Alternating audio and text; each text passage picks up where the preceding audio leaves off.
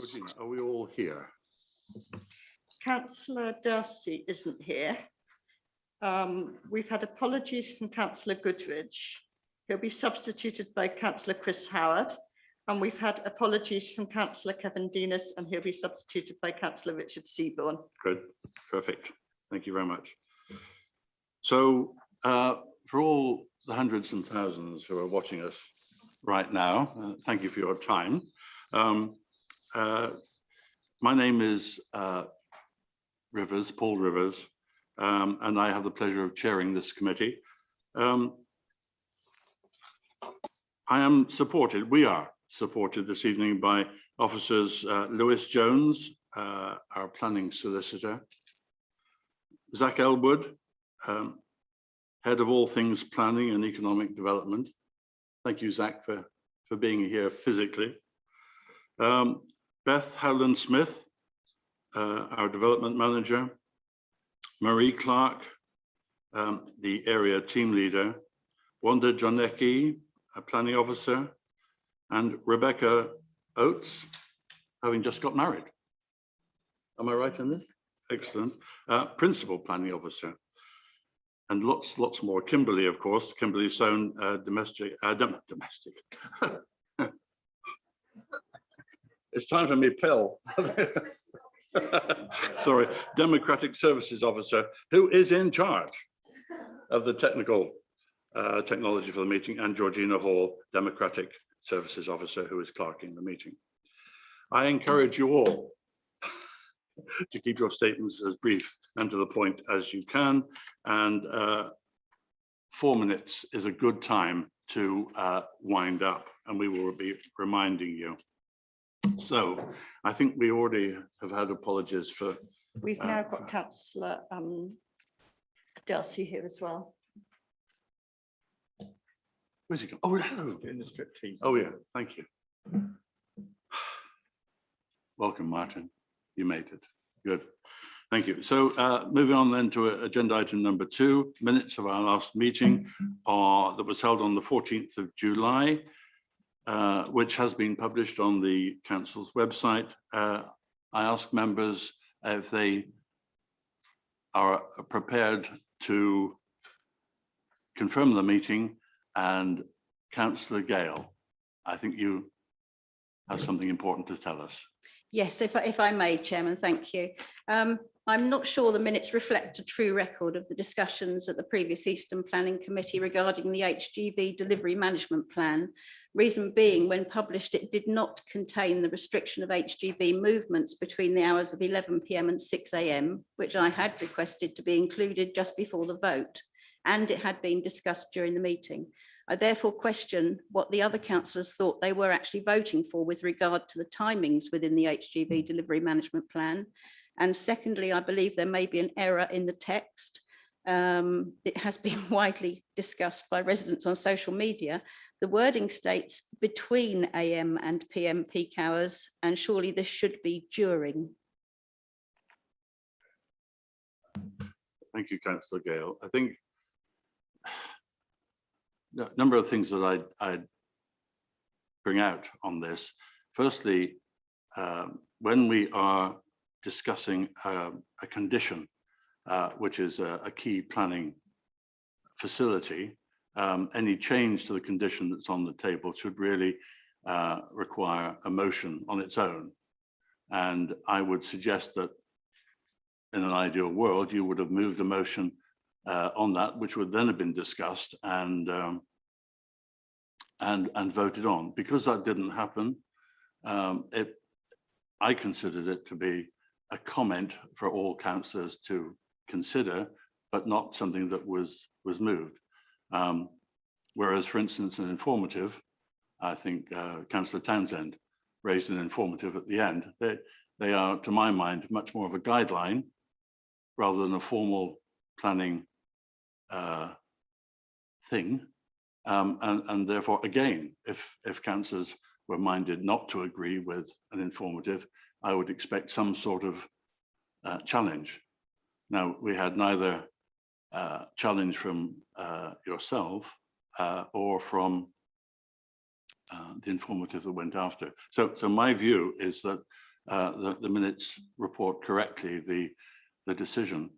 When it comes down to any member being uncertain of what they're voting for, I strongly recommend that you ask. In fact, Councillor Darcy did ask what he was voting for. If you ever, councillors, obviously, if you ever have any doubts, please raise those doubts with the meeting, and I'm sure the officers will do their best to sort it out for you. Maxine, how does that fit with you? Well, I thought we had discussed it when I proposed to you, could we add the nighttime hours to the transport management plan, which was just before you proposed the vote. You didn't say it wouldn't be included. You didn't say it would be, but you didn't make a comment. But I did actually propose that. But I do wonder if councillors during the evening thought we were going to be adding the nighttime hours to the transport management plan. And do they also realise that they voted to have restrictions between the AM and PM peak hours, not during those times? Well, I can only say that councillors at that meeting voted in the way that has been recorded. Exactly what was in their minds is something that is pure conjecture, of course. Councillor Cossar. Thank you, Chairman. I think those who know me well will know that I'm a bit of a stickler for proper process and so on, and I do take your point. However, I think so far as the public are concerned, I think it's made us look a little foolish, actually. I certainly understood, as Councillor Gow did, that we were looking at during those hours rather than between, and maybe we're all culpable in a sense, but I would like to ask a question, and that is that if there is a feeling in the committee, and there may be, that because of a failure on our collective part, I don't think it's you or Councillor Gow, anyone, our collective part to get this right, is there any way that we have an opportunity to correct something that I believe others will say differently if they think so, was in the mind of members of this committee? Well, Steve, of course, none of us know what is in other people's minds, but let me bring in Zach. Would you comment on Councillor Cossar's question, I guess, that am I right that it is there a way in which we can address the AM/PM specific? Okay. The first thing I'd say is that the decision notice following the resolution of the committee has been issued. So there is a formal planning permission that has been granted. The only way we could seek to revoke that permission, but we would only seek to do that in extreme circumstances where it was a real clear error. In terms of the wording, I believe that the wording requires the submission of an HGV management plan, so we can pick up on the AM, PM and between issue because the condition actually is requires the submission of details. It's not saying thou shalt do this, it's saying thou shalt submit details for agreement by the officers.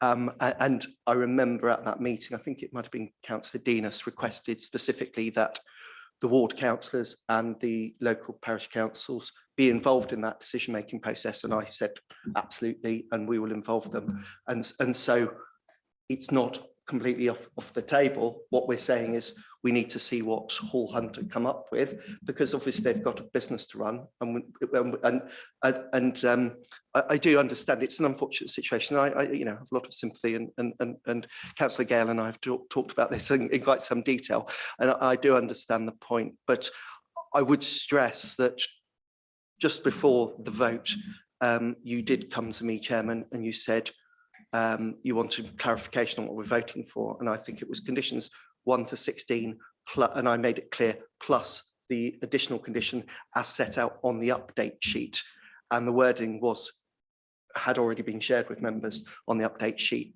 I didn't mention the 11 PM to 6 AM because I wasn't aware that that had been, whilst I was aware of it, I'd heard it, and you know, and I'd heard it as part of the conversation. It hadn't been moved as a motion and seconded and then voted on, which is what I would normally expect to happen if there's an amendment to a condition that's on an agenda, or indeed a new condition that's proposed. So, you know, I have a lot of sympathy, Councillor Gale, and I understand your frustration, and I understand your concerns. What I would like to say is we will work very closely with you and the Parish Council and your other ward councillor to make sure that as far as we can satisfy your concerns when the details come in to discharge the condition. But I would say that the bottom line is I don't think I certainly wouldn't recommend that we try and bring the whole matter back by revoking the planning permission. There could be commercial consequences and actually compensation consequences on the council. And I don't think that the revocation process is really geared, and actually it would need to be agreed by Secretary of State in any case. But the revocation process is really there as a last resort where something has gone spectacularly wrong. I think what happened here was an unfortunate, you know, perhaps miscommunication or misunderstanding, and I'm sure we're all wiser for it going forward. So that's all I'd want to say, Chairman. Thank you. Thank you, Zach. It's yes, we live and learn, and I think it has been a worthwhile exercise. And thank you, Councillor Gale, for bravely bringing it in the way that you have. I'd also say, of course, that our minutes are not verbatim. And therefore, I would suggest that that they remain accurate as far as minutes are concerned. And I would ask members now to vote by a show of hands their agreement. So would you raise your hands if you are in agreement with the minutes?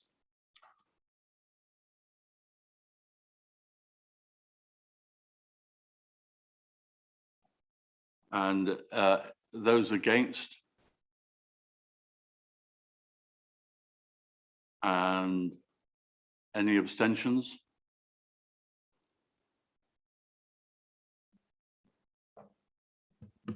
Seven for, 1 against and 4 abstention. So thank you, members. We, perhaps by the skin of our teeth, we have approved the minutes. As I said, Councillor Gale, thank you indeed for your bravery in putting your hand up. Councillor Gray. Just a point for members and for chair. When we've had a long debate and we have made some changes, we do get to a stage at the end when we're trying to summarise, when it's sometimes very unclear what happens. And I know in a number of cases I've tried to raise a point when we're actually going just before the vote, and it's quite difficult. So I think it would be very much learning from that session is to make sure that we have clarity before we go into that summarise situation, so that all members can raise concerns at that point rather than after the event. I think we've all learned by that, John, and I think Zach actually did put it together right at the end, but these are complicated matters and it was a long meeting, and thank you. Any other speakers just briefly on this? Okay, so moving then on to item number 3 on the agenda, declarations of interest. Georgina, do we have any? Councillor Else has declared an interest in item A1 as agent and will leave the room whilst the item is discussed. Thank you. And 4 questions by members of the public. Do we have any, Georgina? None received. Lovely. And questions by members? None received, Chairman. Okay. And now it's my pleasure to ask Beth if there's anything exciting that she can tell us on updates to government guidance or legislation. Beth, I'm hoping you're there. Chairman, may I be so bold? Sorry. We've had a restructure within the service, and so we now have development leads rather than a development manager. So what happened at the Western Committee on the 20th was that I did the updates, and I'm very happy to do so going forward. Not to put Beth on the spot or to say she can't do it, but you know, I'm very happy to do that. I only have one update anyway, you'll be pleased to hear. Just to say, I expect you're all aware, and I certainly did email the All Councillor group and the parish and town clerks, but the National Planning Policy Framework was updated on the 20th of July, so it was that was the date of the Western Committee, so it was really hot off the press at that stage. But just to say that the focus now is very much on building beautiful, and the commission that Nicholas Boys-Smith led, and there is a real focus on design quality. But in terms of tonight's committee, I don't think there is any changes in the National Planning Policy Framework that would affect the recommendations or that members should be concerned about that we haven't picked up in the officers' reports. Just to remind you, I did send two versions. So one was the 2019 version and the 2021 version. I find that incredibly helpful, because otherwise you sort of think you think you know it, but you don't until you see them side by side. But you know, you're all very busy councillors, but urge you to take a look when you get a chance at that. Okay. Thank you, Zach. Any questions, Councillor Cotter? Just a quick question. You also sent round a quite helpful summary prepared by a planning consultant for members and so on. I just wanted to check whether there's any copyright or constraint on use of that summary elsewhere, or is it just for council? Because I have been asked by somebody else if they could see a copy of it. I think I got it from the public domain. So yes, so I don't, and the one thing I didn't stress in the email, or the one councillor did pick it up, was quite rightly actually, I should have made it clear that the views expressed in that and the summary was the view of that consultancy, and I wasn't necessarily endorsing or advocating what they were saying. It was more, this was quite a useful summary that, you know, and on factual matters. So I hope no one thinks that I'm certainly not working for that company. Thank you, Zach. Thanks, Steve.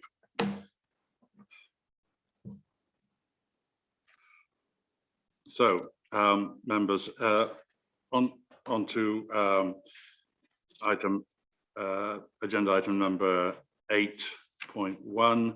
We have WA 2021-0518, Rosedale in Catchall Lane in Godalming. And Wanda Janecki is going to take us through this application. Good evening, Chair. Thank you. Good evening, councillors. Can you hear me all right? Is everyone hearing me? Well, if I haven't heard anything to say or not, let's continue then. The application has been brought before the Area Committee because it falls outside the scheme of delegation, as the agent is an elected member. Notwithstanding this, there were also over 5 letters of objection, which may well have also caused the application to have come before the committee. So the proposed development was amended following the objections.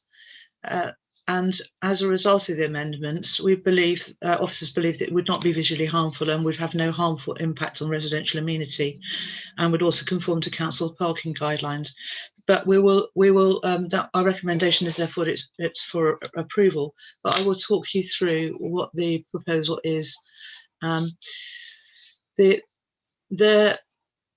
The property at Rosedale is a bungalow, it's a detached bungalow, and the proposal seeks permission for erection of extensions to the rear and to the side to replace an existing rear conservatory and an existing garage and carport, which are located to the rear and side of the bungalow. And there are no updates since writing of the report. So can we have the next slide? Thank you. This shows the location of Rosedale to the south of Cattershall Lane. It's next to the ambulance station, which is now, as you'll see in later slides, become a site of development. To the west of Rosedale, you will see a former office building, which is now known as numbers 1 to 9 Sanford Mews, and this is now residential. So can we have the next slide, please? Thank you. This is the aerial view. This is a 2008 aerial photography photograph, and it's included to show you the context of the residents of Sanford Mews as the site looked when they moved into their residential accommodation. As you see that you've got a mixed commercial site, and to the southwest it's commercial, and predominantly to the east and northeast it's residential, the area. So can we have the next slide, please? So we're showing here the street scene. The top left is the picture of the bungalow at Rosedale.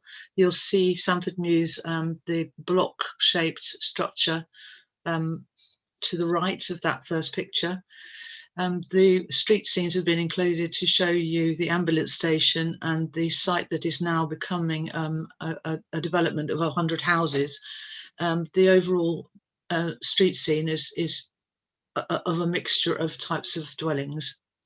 So if we go to the next slide, this shows what's actually happening just to the south and west of the dwellings at Sanford Mews, and possibly explains some of the concerns of the residents at the time of writing, at the time of this application. So could we have the next slide? Thank you. Now, I've included a block plan here and a more detailed block plan so that you can see the relationship more clearly between the residences numbers 5, 6 and 7 at Sanford Mews, which are to the west of the proposed extension. You can also see Copsley to the east, which is a semi-detached dwelling that has benefits from a rear conservatory. There are sight lines included on this drawing showing the extent of the proposed and how the proposed rear extension satisfies the 45-degree rule from the rear conservatory at Copsley. And we will go in later into the relationship between Sanford Mews, but this is just an overview so that you can see some of the reasons that the residents at Sanford Mews may have written. So we have the next slide. Thank you. So again, we've got a bit more detail about the existing position. You can see to the side of the bungalow a dark spot where there's a little part with a drive, and in that drive there's a carport and a garage, a single garage that's slightly to the rear of the bungalow. You can also see that there's ample off-street parking to the front. The rear garden photograph is slightly further away from the proposed replacement to the garage and the carport, but it does show you there are further outbuildings to the back of the building, and you can see the conservatory and how far it extends. So if we look at some more site photographs, you can see from these the existing garage shown side on, and its relationship to the windows of what is the rear of numbers 5, 6 and 7 Sanford Mews. You can also see the carport from the front. This structure is to be demolished, and behind it there is the garage, and you can see from the rear that the garage has dual pitch roof. The building adjacent the driveway on the side elevation is number 4 Sanford Mews, which will not be impacted by loss of light or overbearing effect, because it will be forward of the proposed development. So the existing elevations here, I've relabeled them in bolder highlighting, because the plans are going to confuse you if you think about the west and east, because they're labelled slightly wrongly. So what we've got here on the west hand side is the most important elevation, showing the outline of the carport and the existing single garage to the rear of the dwelling. Could we have the next slide, please?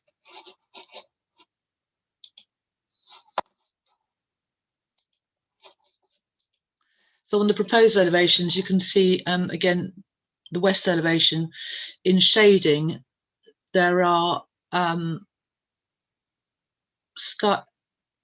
roof lights in the side, and there's a door and 2 windows, none of which will be overlooking anyone on account of the structure of a 2-meter high wall between the dwellings at Sanford Mews and the proposed extension.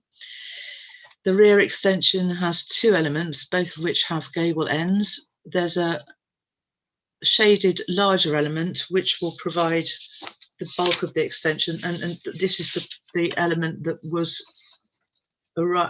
causing some of the letters, because it's the nearest to the dwellings at Stamford Mews.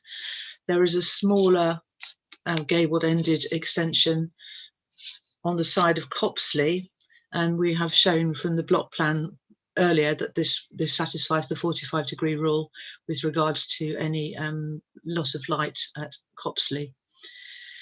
So if we go on to this rear elevation drawing, the purpose of this drawing here and the photographs is to show you again the existing garage, which is shown as a dotted line. As you can see where the boundary fence is, the outline of the existing garage is shown much closer to the boundaries than the proposed rear extension. The proposed rear extension will actually obstruct less light than the existing garage, as you can see from the 25-degree sight line that's been drawn over the line of the fence. The dotted line above the apex of the roof of the proposed extension shows the originally submitted proposal, and you can see from that that there would have been an impact, and that the amendment has overcome that objection by reducing the ridge by approximately 1.2 metres. So if we go to the next slide, we can see here the overview of the carport and the garage at the bottom part of the drawing, and the rear conservatory, which are to be demolished. And we go to the next slide, which shows you the living room extension with its roof lights dotted. The roof lights which are facing Stamford Mews are to be obscure glazed, so there will be no overlooking arising from those. There is a bedroom extension on the side that adjacent to Copsley, and again you can see the daylight line showing that there will be no loss of light from the 45-degree rule. So if we go to the next slide, please. The matters for consideration, therefore, are design and impact on visual amenity, impact on residential amenity, and impact on parking. And thus concludes the presentation.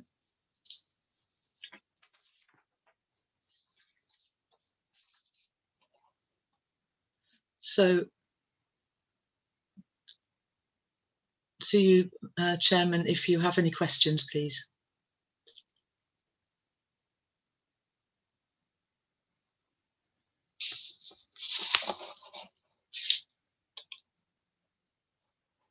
Is the chair muted?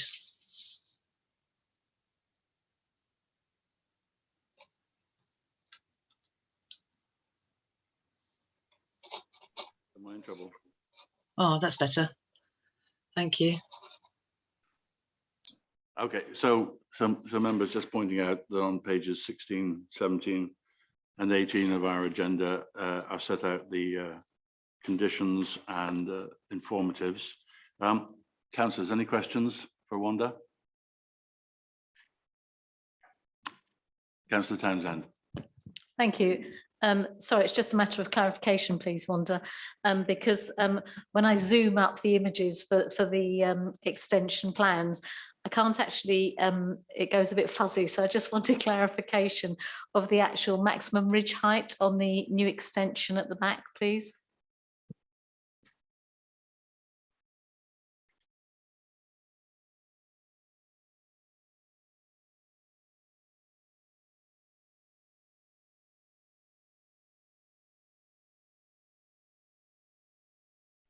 Sorry, I've muted myself by accident.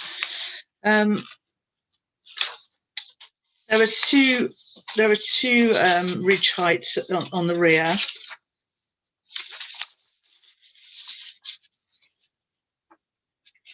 Affects sand. The higher one, which is the one that's closest to Stamford Mews, just see if I've got it in my text.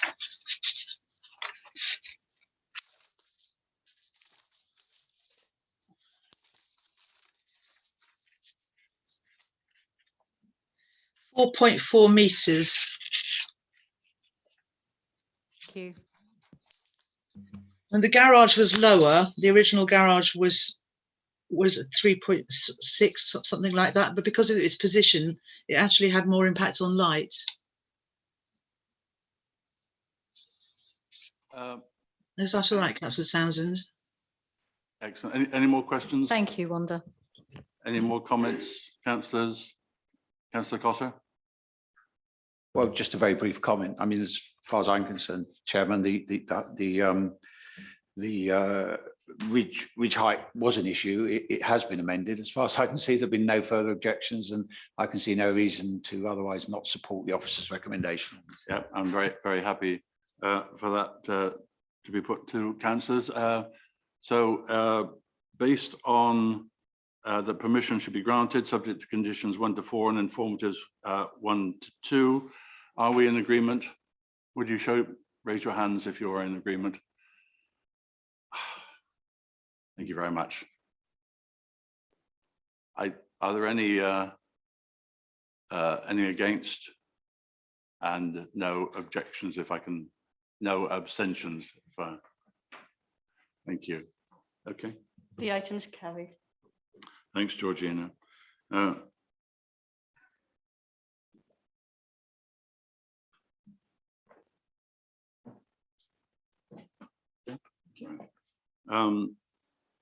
Agenda item 8.2, WA 2020-1186, land at a very special set of coordinates in High Loxley Road, Loxhill.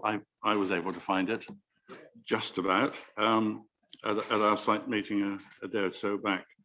So the proposal here is use of land for temporary stationing of a mobile home with associated parking and amenity space for use by an agricultural worker at this place. And Rebecca is going to tell us about it. Rebecca? Yes, thank you, Chairman, and good evening, members and colleagues. Kim, could you kindly share the slides, please?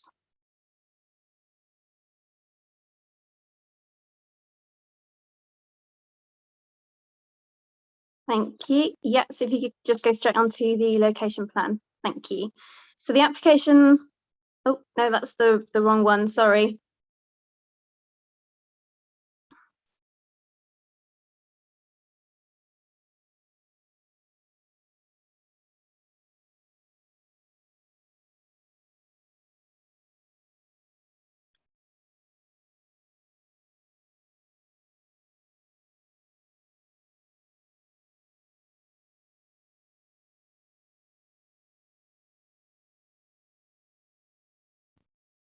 Lovely, thank you very much. So the application site can be seen outlined in red. It is accessed via High Loxley Road, which is a road to the east of Dunsfold village. As you can see, the site is mainly surrounded by open fields with a few dotted residential properties in the nearby vicinity. The next slide, please. Thank you. So this is just to show the wider site area and to put the site in some context.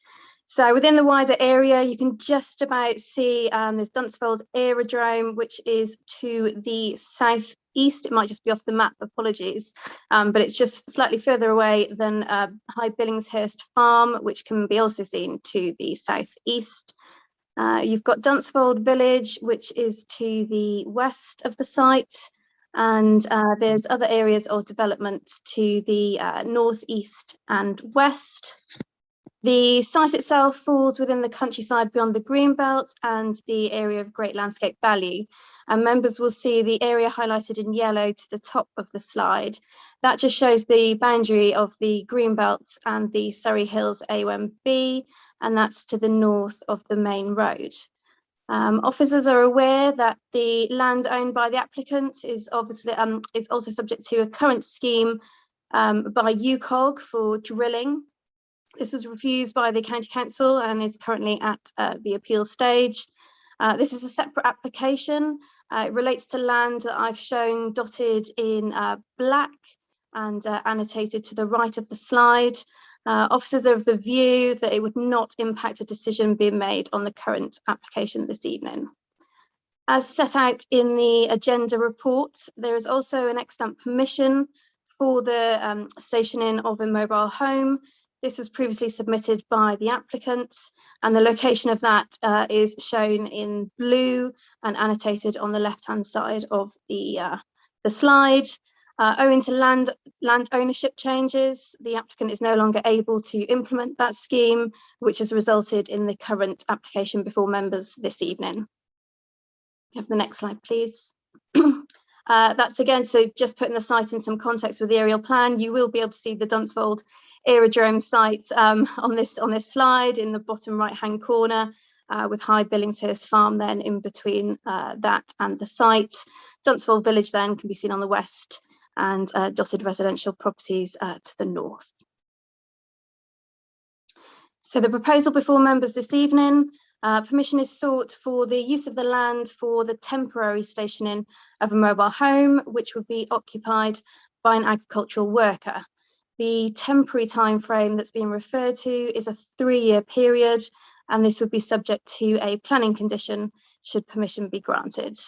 The mobile home itself will be sited adjacent to an existing agricultural storage barn on site, which was permitted under a previous application. The mobile home, we've got some dimensions on the floor plan shown in the bottom right of the slide. It would measure approximately 11.6 metres by 3.4 metres, and it would feature a bedroom, kitchen living space, bathroom, as well as a farm office. As stated, it would be occupied by an agricultural worker who's employed by the applicant in connection with the business. So just turning to some site photographs on the next few slides. This first one shows the site access point. You can see the existing agricultural barn and the area beyond that where the mobile home would be sited. The next slide shows again the existing agricultural barn, and on the bottom right, it shows the location where the mobile home is proposed to be stationed. This slide, again, just shows that same area and in the context of the surrounding fields, which are to the south and east. Again, this is just to provide some view showing the surrounding fields. The top left one is to the north of the site, so looking towards the Surrey Hills AONB. The top right is looking to the east of where the mobile home would be stationed. So that's looking towards the land subject of the drilling application, which I've previously mentioned. And the bottom photograph is looking to the south of the site. The key matters are set out on the slide. Officers have sought independent advice from Reading Agricultural with regard to whether the agricultural justification put forward for the proposal is sufficient to demonstrate that the proposal would be acceptable in planning terms. The advice received is that it is. Officers acknowledge that the mobile home would be of a notable size and would not be a particularly attractive feature. However, it would be sited adjacent to an existing large agricultural barn and would be seen in the context of an agricultural site. On balance, officers consider that any visual impacts and impact on the character of the wider area would not be of a scale to warrant any objection being raised. It's also considered that there would be sufficient distance to neighbouring sites such that there would be no material harm to residential amenity. The officer recommendation is therefore for approval, subject to conditions and informatives which are set out on pages 30 to 32 of the agenda report. Thank you very much, Chairman. Thanks, Rebecca. Now, members, we have two speakers on this. We have firstly Tom Gordon. Tom, are you? I'm here, yeah.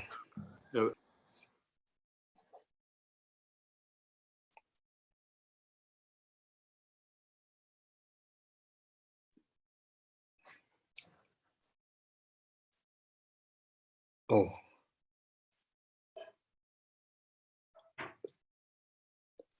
I'm sorry, I didn't hear that. Okay, Tom, please go ahead. You've got 4 minutes and we'll give you a little bell at 3.5 minutes as a reminder for you to start winding up. Okay, many thanks. Apart from the inappropriate setting within the AGLV in close proximity to the AONB, which I believe Dunsfold Parish Council intend to address, I'd like to question the need for this development.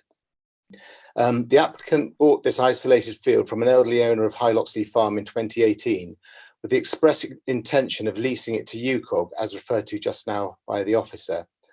The application was served to quit his lease at the end of September on the remaining 105 acres belonging to High Loxley Farm, as it's now been sold to a family who intend to farm the land themselves. However, within this application, the applicant has cited over 4,000 acres of land elsewhere that he has informal grazing agreements over, from Petersfield to Horsham, where incidentally, I believe his employee, Laura Charnock, has lived for the past 3 years. From the nominal activity ledger provided, it's clear that the applicant's business model is that of a trader, so the buying and selling of stock, which includes doing so on behalf of landowners with whom he has grazing agreements, and furthermore who share the shepherding services of his employee, as stated in their representations. In the Reading Agriculture Report, the applicant makes unsubstantiated claims relating to agreements between him and the then owner of High Loxley Farm regarding intentions to sell the remainder of the farm to him, However, within 2 months of her death, he had already submitted a full application for the barn on the land in his ownership, which would seem at odds with his assertions about future ownership of High Loxley Farm and its outbuildings. Furthermore, in the report, the applicant makes references to what his future farming activities may be. However, these are not relevant to this application, which should be judged against its current farming activities. And whilst this application seeks permission for an employee's mobile home, he makes no secret about his ultimate intention, which is to create a residential dwelling for himself and family on the land. The NPPF at paragraph 80 is clear that isolated homes in the countryside should be avoided unless there is an essential need for a rural worker. However, no justification or essential animal welfare requirement has been demonstrated, which would require 24-hour day and night presence at this location. On the contrary, in her representation, his employee, Laura Charnock, simply states that I live too far from the farm for my liking. However, it is unclear which farm she's referring to, as this land does not now hold the associated status of the main farmstead from which it was originally sold.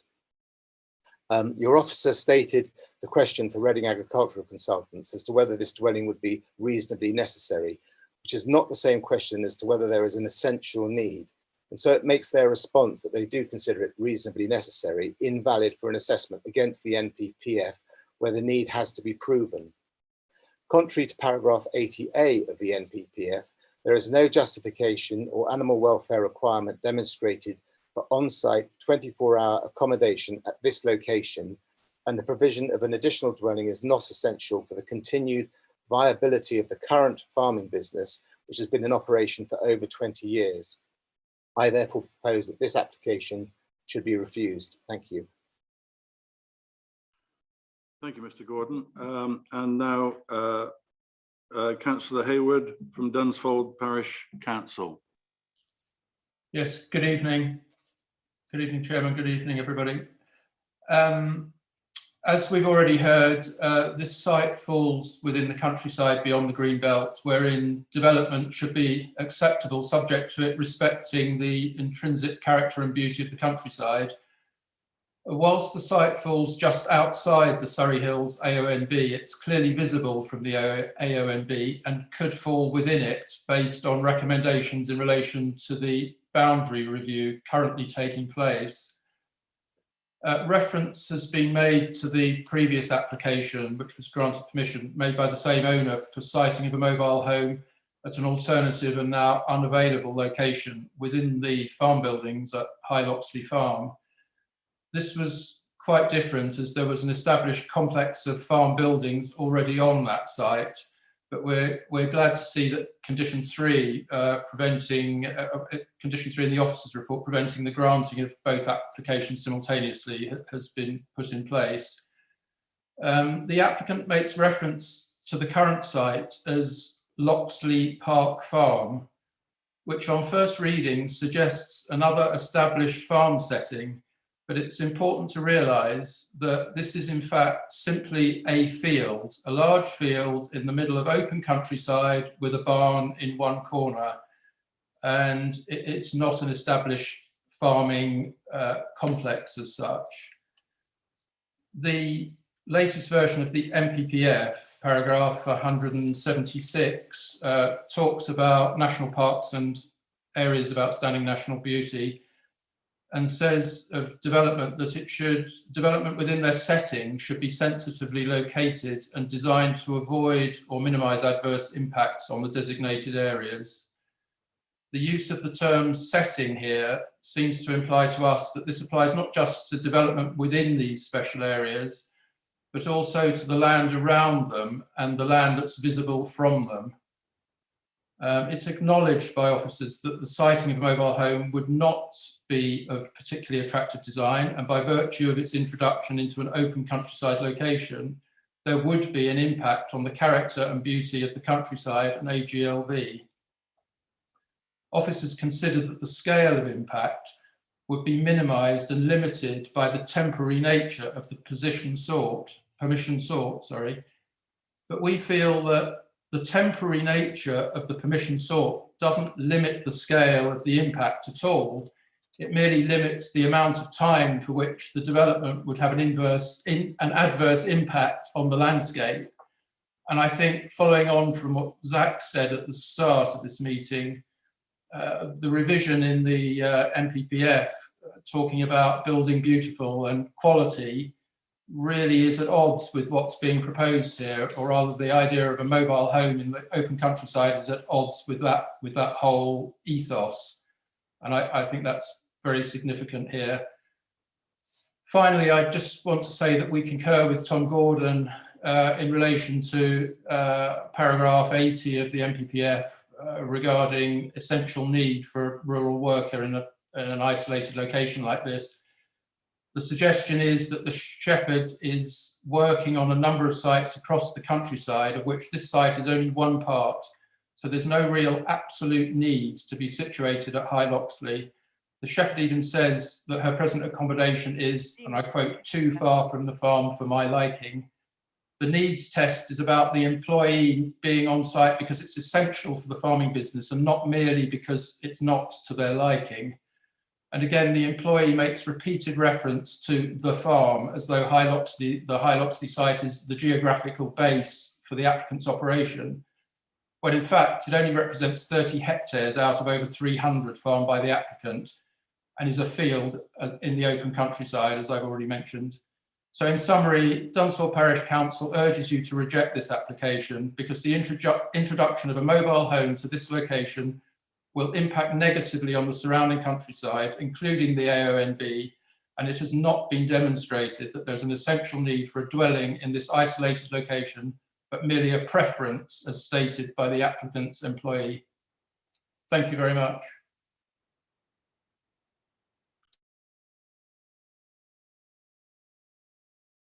The recommendation is that permission be granted subject to conditions 1 to 4 and informatives 1 to 5 on pages 30 to 32. Do I have Councillor Gray? Can I first just raise a question? And this is on condition 3. And in view of our previous conversation, I thought I'd get it established at the beginning. In a recent case in Upper Ifield, where a previous permission had been granted and a new application was made, we were told that we could not stop the previous application and put it in, and the applicant would basically have the choice of which one to implement, if not both of them. I notice in condition 3, we're saying that we're conditioning that the original application would not be able to be built. Now, I'm after the legality of this and the relevance compared with previous advice that we were given. Thank you. Thanks, Councillor Gray. Can I ask officers to pick up on Councillor Gray's legalistic point? Do you want to set it out again for? No, I think I understood what Councillor Gray was saying. I'd hope that our legal representative from the legal team might be able to advise on this as to whether or not the condition bites. That's what you're effectively saying is, can the condition effectively stop them from lawfully implementing another application? The intention is that the condition says either or. You can either, if you implement one, but Do we have, is Lewis there? Perhaps you could. Yes, Zach, I'm here. Thanks. In theory, I don't have an issue with it. I think so long as there is a planning purpose backing the condition up. So members will need to make sure that they have planning reasons for imposing such a condition. Otherwise, it wouldn't be appropriate to do so. I think Councillor Gray may be to permission, which may be able to be implemented. It is true, but presumably in situations where this issue hasn't arisen. So I will have a look at the actual condition and let members know if I have any concerns with it, but in principle, I don't have an issue with it. Thank you, Chairman. A little bit halfway through. Zach, did you want to pick up on that?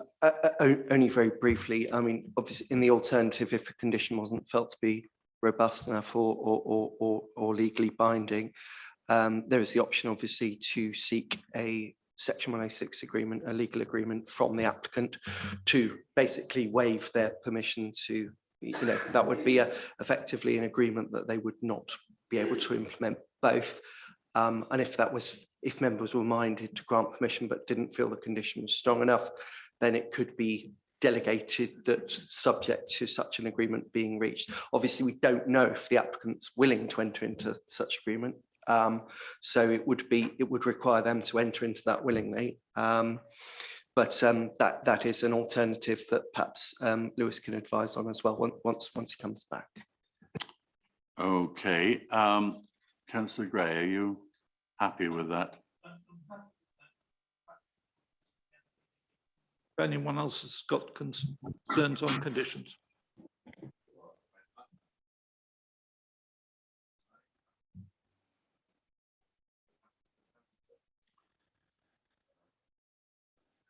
Ellis, Councillor Cossa, and Councillor Wilson. Am I missing anybody? Oh, Councillor Reid. Almost a full house. Excellent. Okay. Mr. Chairman, I made my points on the application. This was just a question on the conditions. So I'm happy to step back if anyone's got concerns with conditions, but then I would like to come back and give my views as the ward councillor, if you would allow me. Always a pleasure. Questions first, perhaps. I mean, like Councillor Gray, I have a question of clarification, which may help the debate, and I'd like to perhaps comment on the debate later.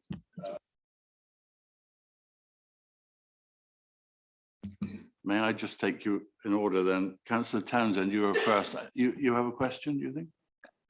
Only on addition, well, I've got some obviously points like Councillor Gray has. I mean, I'm happy for Councillor Gray to make his full submission and then to come to me if that would be easier.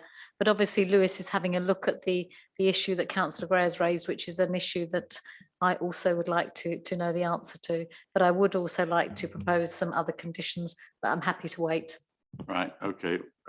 I think we will try and work our way through this steadily. I think Councillor Ellis, you were next. Again, questions for Clara?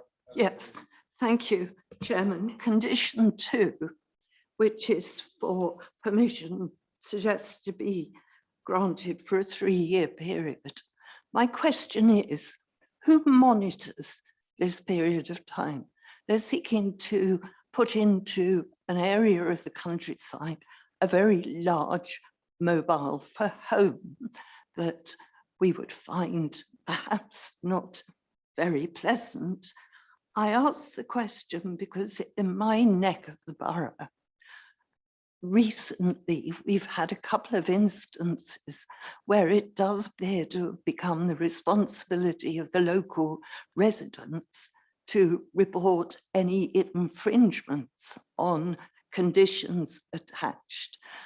This is an area where I suspect that not people are going to be looking at it on a regular basis, and that I would hate to feel that 3 years would pass and nobody owned up to that period of time having passed, and permission be granted for a mobile home to continue on the site beyond that time. Thank you. Okay, so, Chairman Zach from Hayward wants to say something. oh, Zach, Is that okay? you've got a good answer for Councillor Well, I hope so. I mean, I think the first thing to say is we don't have the resources to proactively monitor every condition that we put on planning applications. So in a sense, we are reliant on local residents to raise concerns about where they believe breaches have occurred. I think we do have, in this instance, we have one of the speakers from High Billingshurst farm, not Billingshurst, yeah, so from Tom from the farm, who lives very close, and I'm sure that he would, if permission is granted, I'm sure he and others in the local area would certainly raise concerns if the 3-year period were exceeded. What I'd really say, though, is that it is an enforceable condition. It's perfectly legitimate condition to put on a temporary permission, particularly where agricultural workers' dwellings are involved. And I obviously have listened to the concerns that are raised by both the parish council and by Tom himself about the essential need. But I think all I can say on that is that obviously we have sought independent advice from an agricultural specialist who identified that there was a need for this. But the point I'm making, I suppose, is that often using mobile homes rather than going for a permanent agricultural workers dwelling is often the route taken so that they can establish whether or not that need is justified. And if it's not after the 3 years, then we would expect the mobile home to be removed. Or if it is justified and they can demonstrate a continuing need, then they would, in that 3 years, make an application for a permanent dwelling, which would come back to committee, presumably. But what I think, just in terms of what was said by the officer, obviously we are guided to a certain extent by the independent advice we've received from Reading agricultural consultants, who this is what they do. This is their job. Thank you. So in answer to Councillor Ellis's question about chaseable upableness of that condition is perfectly fine, and we would look for as much support from local interested parties to make sure that that condition didn't slip. And this site, although it is reasonably isolated, it's within an area that our enforcement officers and planning officers visit quite regularly, given the surrounding development and obviously the emerging Dunsfold Park site. So I would certainly hope we would pick up on that. But what I can't promise is that officers are able to proactively monitor and visit. Yeah, but the condition stands irrespective. The condition is enforceable, I think, is okay. Pat, is that all right? Thank you, Chairman. But 3 years passes by very quickly. And personally, I'm concerned that we are relying on local residents to enforce or to put in motion enforcement of conditions that Waverley Borough Council puts on applications. Thank you. Thanks very much. Now, Councillor, yes, Councillor Costa, Steve. Yes, I just have one question. I reserve my comment on the application to later, but it just been touched on by Zach, but our first speaker did say, if I heard this correctly, he effectively suggested that we may have applied the wrong test here in our discussions and commissioning of Reading and so on, in that his argument seemed to be that the test we should have applied was essential need, but what we had been told or what we had asked for was that it was reasonably necessary. Now that might seem a bit semantic, but it isn't as far as I'm concerned, and I think is quite important and may well sway my own view, which is at the moment unclear to me as to which way I go on this. And I'd be grateful if we could have from our planning officer, or Zach or our planning officer, something a little bit more definitive on this. What is the test and have we applied it properly? Okay, thanks, Councillor Costa. Rebecca or Zach. Rebecca, would you like to comment on that? Yes, thank you, Chairman. So just to clarify, there's different wording that's associated with different policy tests. So the reasonably necessary test that comes into play with our retained policy RD10 of the Local Plan 2002.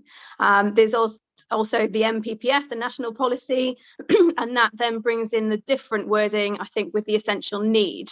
So obviously we have asked Reading Agricultural to have regard to the local and national planning policies, and I have just double checked, but within the response from Reading Agricultural, the specialist refers to both the local policy as well as the MPPF, and there is specifically a section which is on essential need for the development. So I hope that just clarifies the wording and the policy test. Thank you, Chairman. Rebecca. Councillor Cossey, are you okay with that? Yes, I think what I'm hearing, I just want to be absolutely clear, is that we are satisfied that our consultant has looked at both those tests in the sense and satisfied him on both those counts. I think that's reasonable. Councillor Wilson. Thank you, Chair. I'm concerned that there is not a condition that it should only be used for an agricultural worker in the employ of the person making the application or anybody that should follow them in that business. I think this is essential. We could have almost anybody living there unless we actually ask that it should be tied down quite firmly to somebody who is employed by them all the time. Whether they go elsewhere and come and use it now and again is by the by, but I think that is essential. It should be an agricultural employee and employed by the applicant. Thank you, Chair. Thank you, Councillor Wilson. I think that's what it says, and I think we have to assume that shepherds don't always go around with crooks and one-piece onesies or whatever they used to wear some time ago. Rebecca, any comment to help Councillor Wilson on that? Yes, thank you, Chairman, and thank you, Councillor Wilson. The application has been specifically made with the description proposal for occupation by an agricultural worker. So in that sense, it is inherent as part of the application. That said, if members feel that a condition would meet the tests, then it can certainly be proposed. Perhaps we can take Lewis's advice on whether that would be necessary to add. Thank you, Chairman. Councillor Wilson, are you happy with that to hold on for? Yes, I'd like to hear Lewis's advice, but I personally think that if it was not a condition, I could not vote for the proposal anyway. Right. Thank you, Chair. Okay, Councillor Reid, and then Councillor Ellis. I'm not quite sure. Are we talking about questions now? Well, because yes, we if you've seem got to have any moved questions around. specifically. I've no questions, but I have comments, but Right. I will reserve those until Okay, let me later. Thank you. pass your time on to Councillor Elson. Thank you, Chairman. I'd like to go back to Councillor Gray's first point about how we prevent WA 2019-1687 being built concurrently or used concurrently. It's my understanding that that approval is for a piece of land that isn't owned by the applicant, and I don't see how we can impose a condition on applicant A to prevent Mr. B, who owns a piece of land with a valid planning consent for a mobile home on it, how we can stop him putting his mobile home on it. I'd appreciate your comment, Zach or Lewis, please. Sorry, I just went off at the last moment. Okay. Sorry, officers, if you could respond to Councillor Ellis's question. Zach? I think I'm going to duck out and ask our legal advisor to comment on this. Slightly beyond my sphere of. So that's Lewis then? Yes, if he's prepared to. Lewis, could you please? Oh, of course, thank you, Chairman. I wasn't actually aware that the land benefiting from the second permission wasn't owned by the the same landowner as affected by this permission. However, it is potentially an issue because in order for a condition to be lawful, the land falling outside of the application site has to be in the control of the applicant, or essentially. So if members are trying to impose a condition on someone which relates to land that they don't have control over, that condition would be unlawful. It's unfortunately the issue of control isn't as straightforward as land ownership. I think there can be some situations where one can have control of land without owning land, for instance. However, I think typically land ownership is often a key factor in that determination. Unfortunately for members, I think it's a matter of fact and degree. So I think it will be for them to consider whether the applicant in this case has sufficient control over this, let's say, third-party land, so as to impose this condition. And if members aren't satisfied that they can impose this condition and think planning permission would be unacceptable without it, then I think the matter would need to either be deferred or refused. If members think that the condition can be attached because they think that the applicant does have sufficient control over the third-party land, then I think we can proceed. But unfortunately, it is a matter of judgment for members tonight. I'll leave it at that. I'll leave it at that for this point for now, if it's okay. And if members have any further questions, I'll do my best to help. I hope that's okay, Chairman. Got anything to follow up on that? Well, thank you, Chairman. I mean, it would appear then from what Lewis said that we have no control over this first mobile home. So we're back really to it. There's a comment at the bottom of page 25 that each application is to be judged on its own merit. So I think this one has got to be judged on the fact that Mr. B could quite easily put a mobile home on his farmland at the same time. So I think really as a committee, I would suggest, Chairman, that perhaps we ought to be viewing this and ignoring any condition that can't be enforced. Thank you.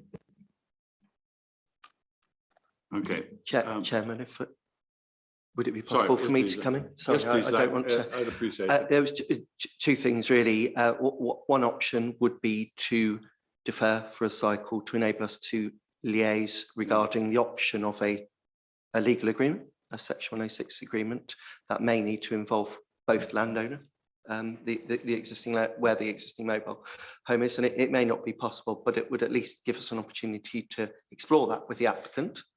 Obviously,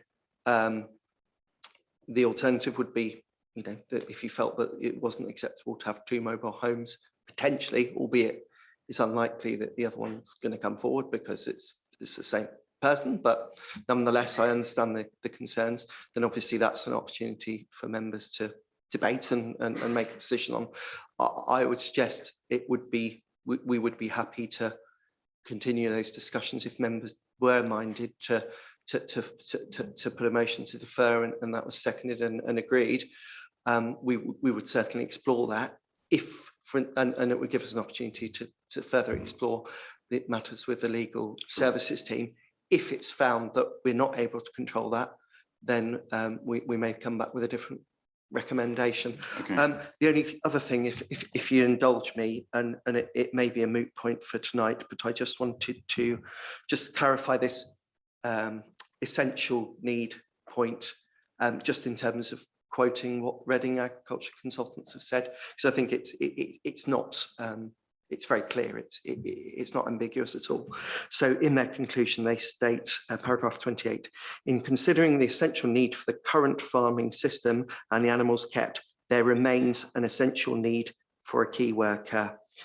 As the previous planning consent obtained for a mobile home no longer meets this need, and this comes back to the other point about the legal thing, due to be in the wrong location, there is an agricultural justification for the provision of a new temporary dwelling. So they're not relying just on the reasonable requirement. They are, the Reading consultant has used the MPPF test, and that would be correct to use that test because obviously the MPPF post dates our saved policy, and our policies need to be consistent with the national guidance. So all I'm saying, and mainly the point Councillor Costa was making, is I think on those grounds, and you're entitled to disagree, but obviously our advice is that we've sought independent agricultural specialist advice that says there is an essential need, and it would be difficult for us as officers to go against that without any justification. I hear you, Zach. Thank you. But Councillor Else, are you minded to move to defer based on the need for legal consideration?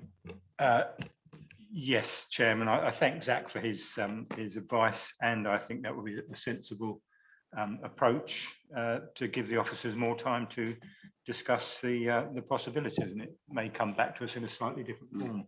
I would propose a deferral. I'm ever so sorry to interrupt, Chairman, but would it be possible just to make one further comment?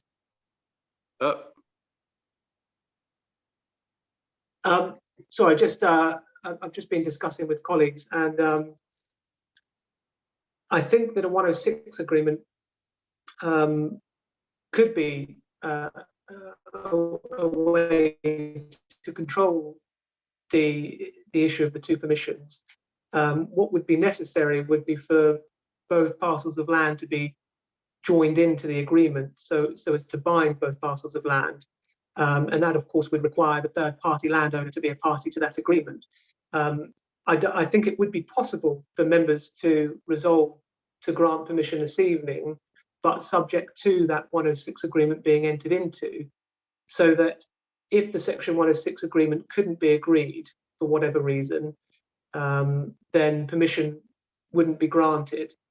So members, of course, may still defer if they would like officers to consider the matter further, or for discussions to take place with the applicant further. But I just wanted to let members know that I think in theory they could still proceed tonight if they wanted to. But I would recommend they do so on the basis that any resolution to grant would be on the basis that a set would be required.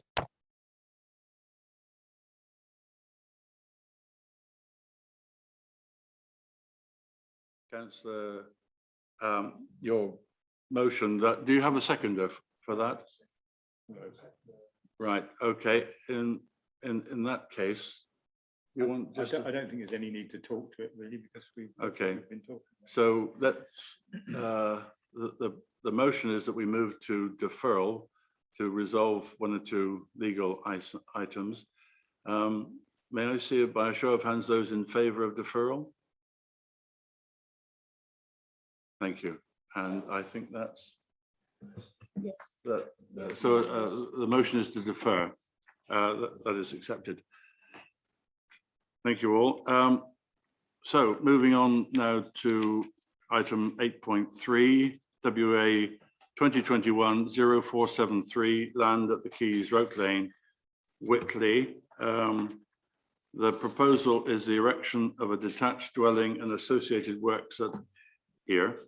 And Rebecca will take us through that. After that, we have a number of speakers.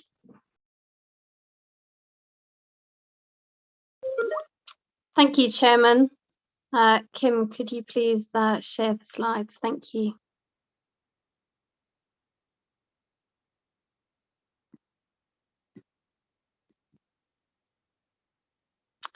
Thank you. So turning to the location plan.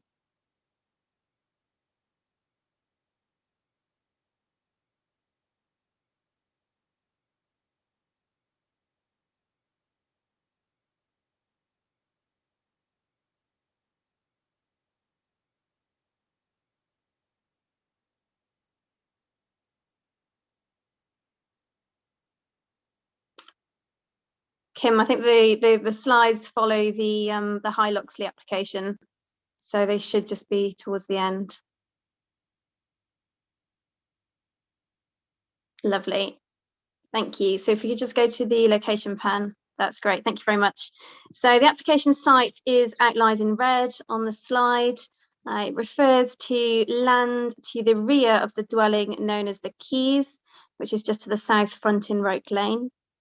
The site is surrounded by residential properties. You've got the cul-de-sac of Malthouse Mead to the north and round to the east.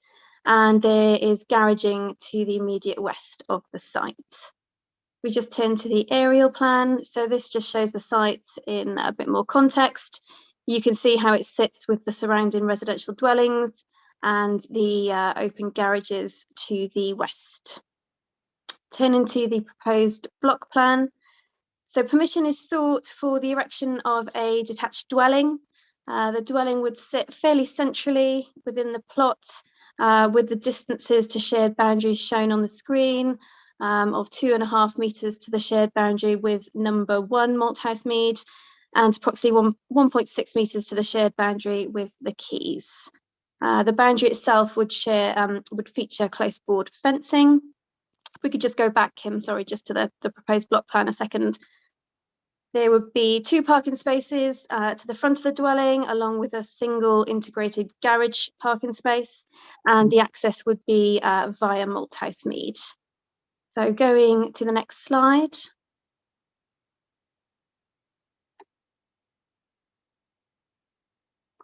The current application also proposes a realignment of the Malthouse Mead junction with Roke Lane. This is proposed to achieve the required sight lines, and it follows the undertaking of a speed survey by the applicant's appointed transport consultant. So turning to the next few slides. So there's going to be a series of photographs shown. This one just firstly shows the site itself, comprising an open sort of parcel of grassed land. The next one, again, just shows it in a little bit more detail, looking into the main application site with the boundaries and the residential properties. So this slide is taken towards the properties at Malthouse Mead. At the end of the cul-de-sac, the application site would be on the left-hand side. And this is the access road, so Roke Lane in the background. So this is entering into Malthouse Mead with the application site on the right-hand side. This is just showing the junction again, and the property, the Quays, can be seen on the right-hand side there. And this is just standing within the end of the cul-de-sac of Malthouse Mead. So you have got the application site on the right-hand side with the property facing it on the left. And this is that property that the site would front onto. This is taken from number 1 Malthouse Mead, looking over towards the site. And you can see that same property that was shown in the previous slide to the left-hand side on the other side of the road. So this shows the submitted street scene drawing and how the proposed dwelling would sit with the neighbouring dwellings. So you've got the Quays on the left-hand side and the properties of Malthouse Mead to the right. Malthouse Mead itself features single and 1.5-storey properties, but there are 2-storey properties within the wider area along Roke Lane. The height is 7.65 of the proposed dwelling. So looking at the proposed elevations in a bit more detail, the dwelling itself would have a maximum width of 9.75 metres and a depth of 12.7 metres. So along with the main pitched roof, you've got areas of cat slide roof to the north and the east, with dormer windows to the front and the rear. The materials proposed are traditional facing brickwork, plain clay roof tiles and white fenestration details. Turning to the proposed floor plans. So the dwelling would benefit from 4 bedrooms on the first floor, along with bathroom areas. All the bedrooms would exceed the National Space Standard requirements for double rooms, and the internal space overall would exceed the requirement for a 4-bed dwelling. On the ground floor, you've got the dining and living space, along with an office, utility room and the garage. So members may recall that an application was previously brought before the Council's Eastern Planning Committee. This was back in July of last year regarding the same application site. That application was deferred at committee to enable a county highway officer to visit the site. It was subsequently then withdrawn by the applicant following this visit, just to make some changes to the scheme. The previous scheme can be seen on the left-hand side of the slide. That was actually for a pair of semi-detached dwellings on the same plot, whereas the current scheme shown on the right-hand side of the slide is for a single detached dwelling. There would be slightly greater separation distances to the shared boundaries as part of the current scheme, and also reduced hard standing to the site frontage as a result of the need for fewer parking spaces. As previously mentioned, it would also result in changes to the junction, which were not proposed under the previous one. However, as no formal decision was made on the previous scheme, it would not compromise a material planning consideration, but that said, it is useful to note the similarities, differences, and the reason for previous deferral at committee. So turning now to the matters for consideration, the key matters are shown on the slide. It is considered by officers that the site could satisfactorily accommodate the dwelling proposed without resulting in overdevelopment of the plot. It is acknowledged that the dwelling would be of a greater height than those in Malthouse Mead, but officers are of the view that this would not be so significant so as to result in material visual harm to the street scene or character of the wider rural settlement areas. The materials and architectural design are considered by officers to be acceptable. We have carefully balanced the views of neighbours and the likely impact to neighbouring residential amenity, and very much on balance are of the view that there would be no material impacts such to warrant an objection in this case. And as mentioned, the County Highway Authority has undertaken a site visit. Following this and review of the information submitted in regard to the realignment, they are satisfied that visibilities for road users would be improved and no objection is raised. The parking provision would fully accord with the requirements. The officer recommendation is therefore for approval, subject to conditions and informatives, and these are set out on pages 93 to 99 of the agenda report. Thank you very much, Chairman. We have some external speakers. Mr. Stead, do I pronounce your name correctly, or is it Mr. Steed? Sorry.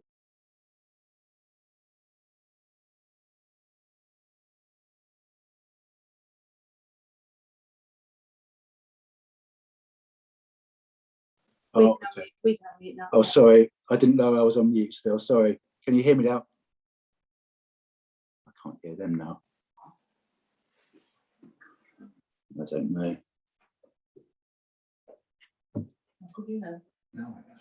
Hello.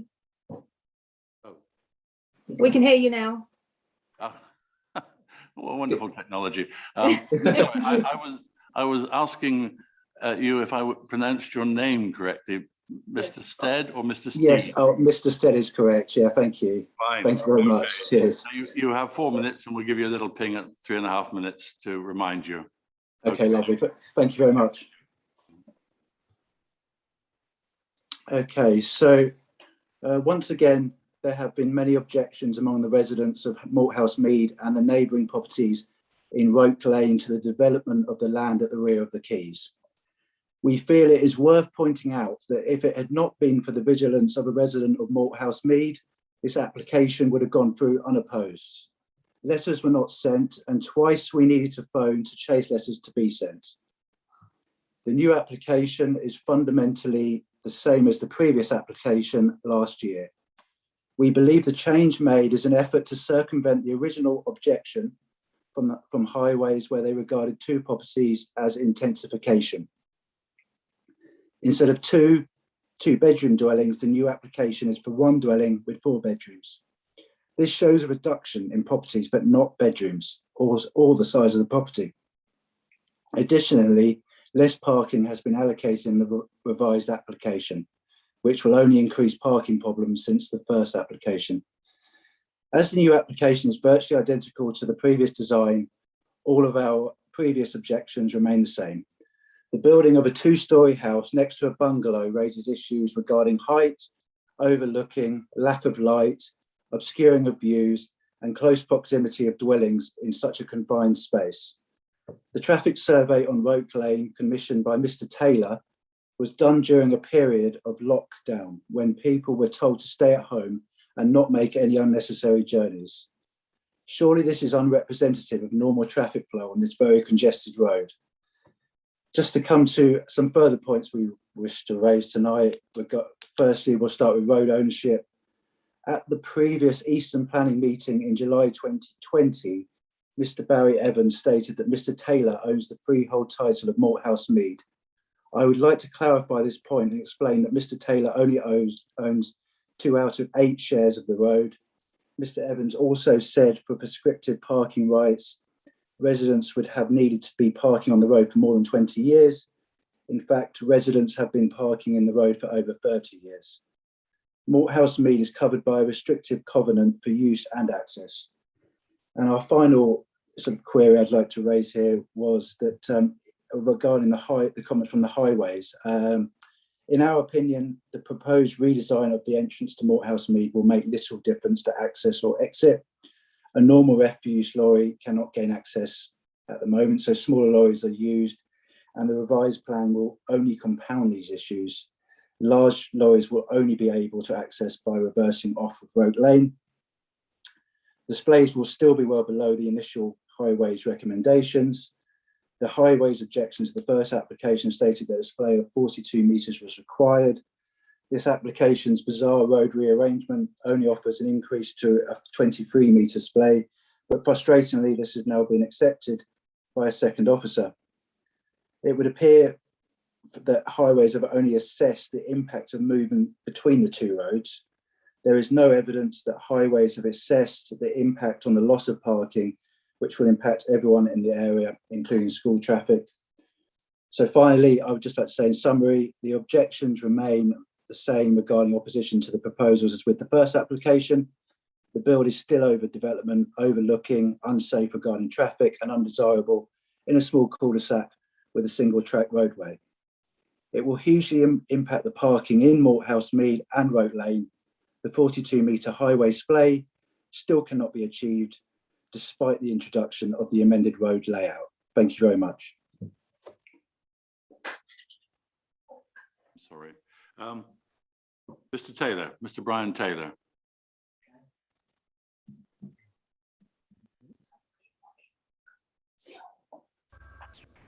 Good evening. This is a fresh application, as you're aware, that not only addresses the issues that were raised by Surrey Highways previously, but also takes into consideration the Whitley neighbourhood plan and concerns regarding overshadowing and parking. The overall footprint of one 4-bedroom house is smaller than the original pair of 2-bedroom houses. This has facilitated a generous 2.5 metres distance to the boundary of number 1 and a larger garden space. Additional parking for guests or residents is now available on the plot either side of those marked on the drawing and along the side of the house. The driveway across the verge has been reduced from 14 metres down to 7 metres wide to lessen the impact on parking. Worthy of note, the Malthouse Mead Road was built for the sole purpose of providing access to new housing developments and was never intended to be used for parking. It's protected by an accompanying deed which is referenced in the deeds of numbers 1 to 8. This contains a right-of-way clause stating that the road is to be used for the purpose of access to the adjoining properties with or without motor or other vehicles, but for no other purpose whatsoever, subject nonetheless to the payment of 1/8 part of the cost of the repair and upkeep. After acquiring the titles to Malthouse Mead Road, I wrote to all the residents, extending the existing consent for them to park along the verge, also stating that it would require access to the rear of my property. I subsequently erected a 7-metre long temporary barrier as a gate to move boats in and out. The residents have kept this access clear by not parking on that section of the verge for over a year. The effect this application has on parking has therefore already been realised, and residents have not had to park in Roke Lane. That claim has been used merely as a scare tactic in their campaign and when petitioning for objections from Roke Lane residents. I've raised some legal concerns with the residents of numbers 1 and 9 who conceded that their driveways and front gardens have been extended over the verges under my road titles, and that number 9 was not added to the right of way clause. These issues could be resolved amicably when modifying the road deeds to provide the same rights and obligations to the new residents. When approving the new junction layout, Surrey County Highways stated that the impact on traffic to neighbouring roads is now reduced to a level not considered significant. Any issues specific to Roke Lane are therefore outside of the scope of this application. The width of the new junction is on par with the access from Petworth Road onto Roke Lane, so any vehicle travelling along Roke Lane would have no problem also accessing Malthouse Mead. The remaining section of the existing road can provide a hard shoulder to be used as a passing bay and increases the turning circle for lorries. Following the modifications to my driveway, I will still have room to park 5 cars, which is ample for a 3-bedroom property. The residents' comments regarding the new layout do not include an alternative solution to their previous claims that the existing junction is a safety risk. The Whitley Neighbourhood Plan identifies a shortage of 4-bedroom family homes and seeks to achieve 30% of all new builds in this category, compared to just 20% for 2-bedroom houses. This application will now help rather than hinder the Parish Council in achieving that goal. The neighbourhood plan also concedes that to reach the housing targets, some greenbelt land will have to be given up for development. Approval to build within the settlement boundaries of Whitley Village is undoubtedly more desirable, and a family home is particularly suited to this location, being on a quiet cul-de-sac with recreational spaces, a doctor's surgery, dentist, and schools for all ages within easy walking distance. Thank you. Thank you, Mr. Taylor. And now we have Councillor Barbara Kinnis, yeah. So, I'm trying to make myself visible. Oh, there we go. Right, thank you. Yes, I spoke to the committee regarding the previous application, and in essence, this current proposal has changed very little in terms of the visual appearance and the impact on this established small cul-de-sac, which, as has been mentioned, consists mainly of bungalows and chalet bungalows. So previous objections that under policies D1B, the design and scale of the development are out of keeping with the visual character of this tiny close, and D1C that there is a loss of general amenity, D1D that levels of traffic are incompatible with the local highway network, and D4E that the development does not protect and enhance the street scene are still very relevant. The previous application, as has been mentioned, was withdrawn after it was decided to defer a visit until Surrey Highways had made a site visit. As a result of that visit, they recommended refusal. Concerns were raised by Surrey Highways over the poor visibility at the junction of Malthouse Mead with Roke Lane. Roke Lane is a one-way residential road with the residents' vehicles parked almost continuously along one side of it, leaving just a single lane for the considerable traffic which has to pass along it to access local schools, particularly the Chandler School and Barrow Hill School and other residential areas beyond. This application now shows a revised layout to the junction, which achieves the 2.4 by 23 metre visibility display, which Highways considered was adequate because of the low speeds along that road. However, this revised alignment has only been demonstrated to be accessible for a 4.6 tonne light van. The dimensions of the vehicle that has been tracked are less than those for an NHS ambulance, and access for a fire engine, which would need to reverse into the road, would also be further hampered by this proposed road alignment. Access is further restricted for vehicles to turn here due to the parked vehicles in Roke Lane. No consideration has been given to arrangements for the refuse collection for the existing dwellings, and Highways appear to have satisfied their concerns about visibility, but overlook the restrictions on access into Malthouse Mead by the proposed tortuous contrived layout of the new junction. Turning into Malthouse Mead is problematic for larger vehicles now and will only be made more so by the proposed realignment. Whitley Parish Council seeks to support the genuine concerns of its residents over planning matters as is clear from our recently made neighbourhood plan. Objectives which we set out there, such as our aim to minimise the impact on existing residents of any new development and to ensure convenient access for service and delivery vehicles, are just two examples of considerations which clearly have not been met here. Coupled with the points already mentioned, Whitley Parish Council therefore has no hesitation in endorsing the residents' objections and adding its own determined objection to this application. Thank you.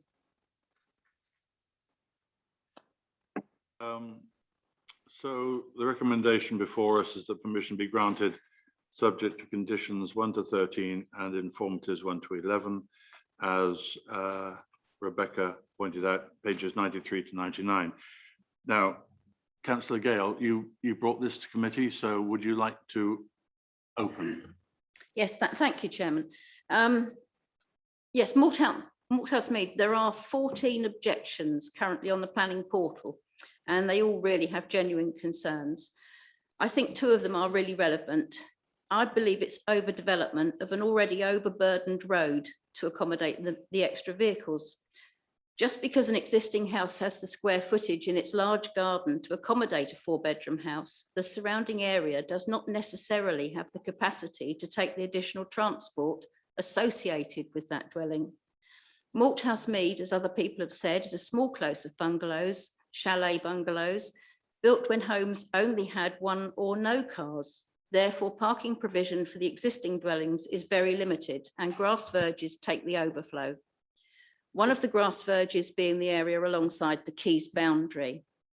Therefore, bringing in a 4-bedroom house to this close would add up to 5 vehicles.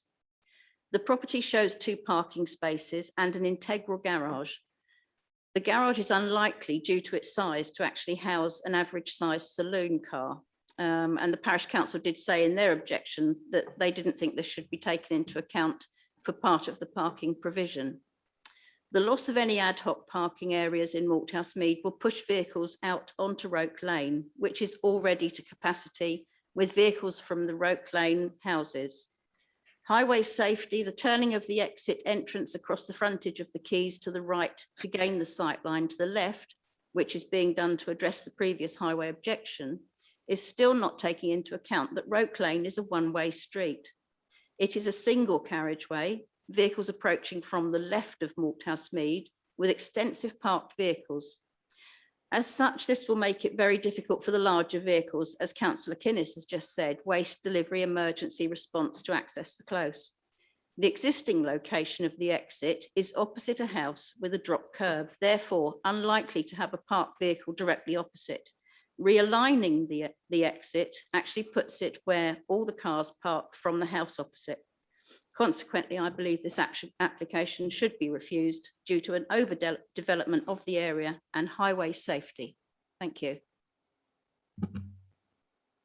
Thank you, Councillor Gale. So are you preparing to move that? Right. Okay.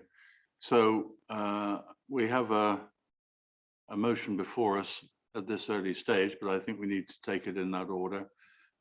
To object on this. Do I have any comments from members on this?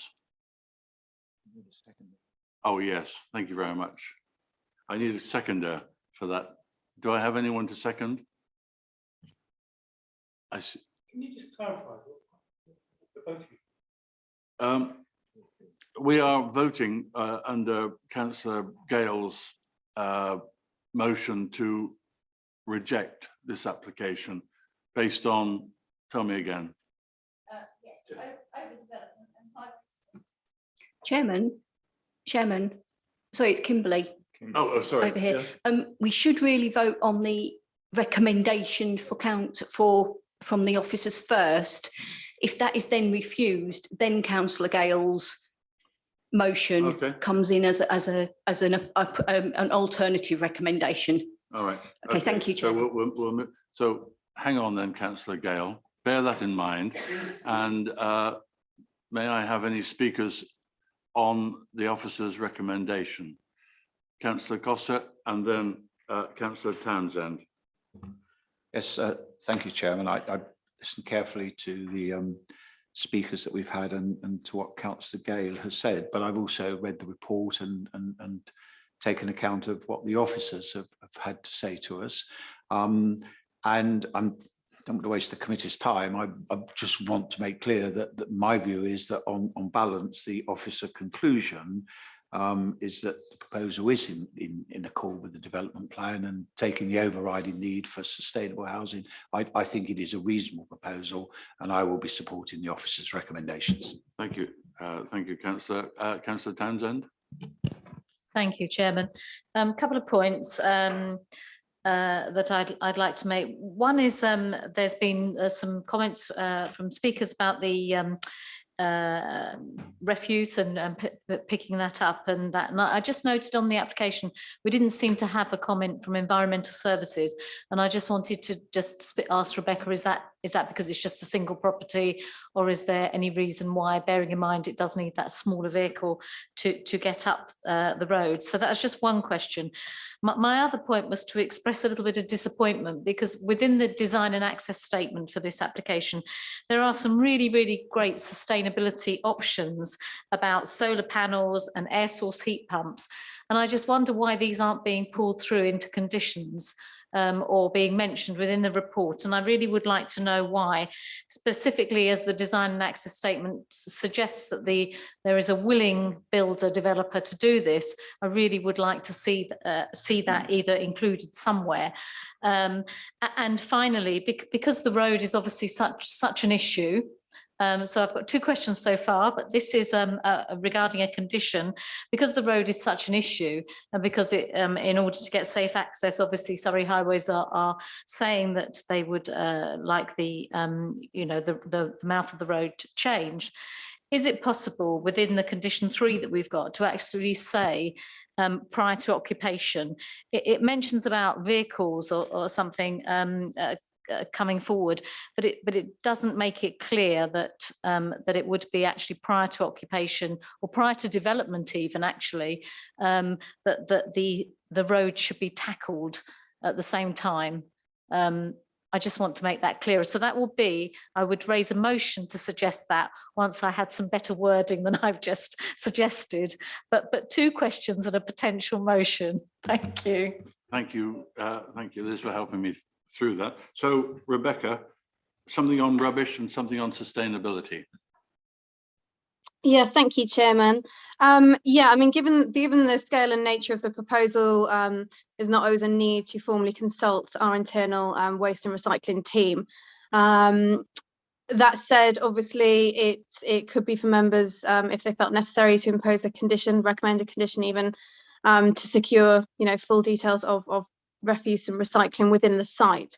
With regard to access by refuse vehicles, the transport statement submitted, which has obviously been reviewed by the County Highway Authority, was it's confirmed that even with the alignment of the road, the same sized vehicles can be accommodated as the existing situation. So there's no material change to the existing arrangements. I believe the speaker did mention that the existing situation is that a large refuse vehicle can't access Malthouse Mead, and there would be no change to that. So the proposal in and of itself does not result in any material changes to that, and that of course has been reviewed by the Highway Authority in their specialist capacity.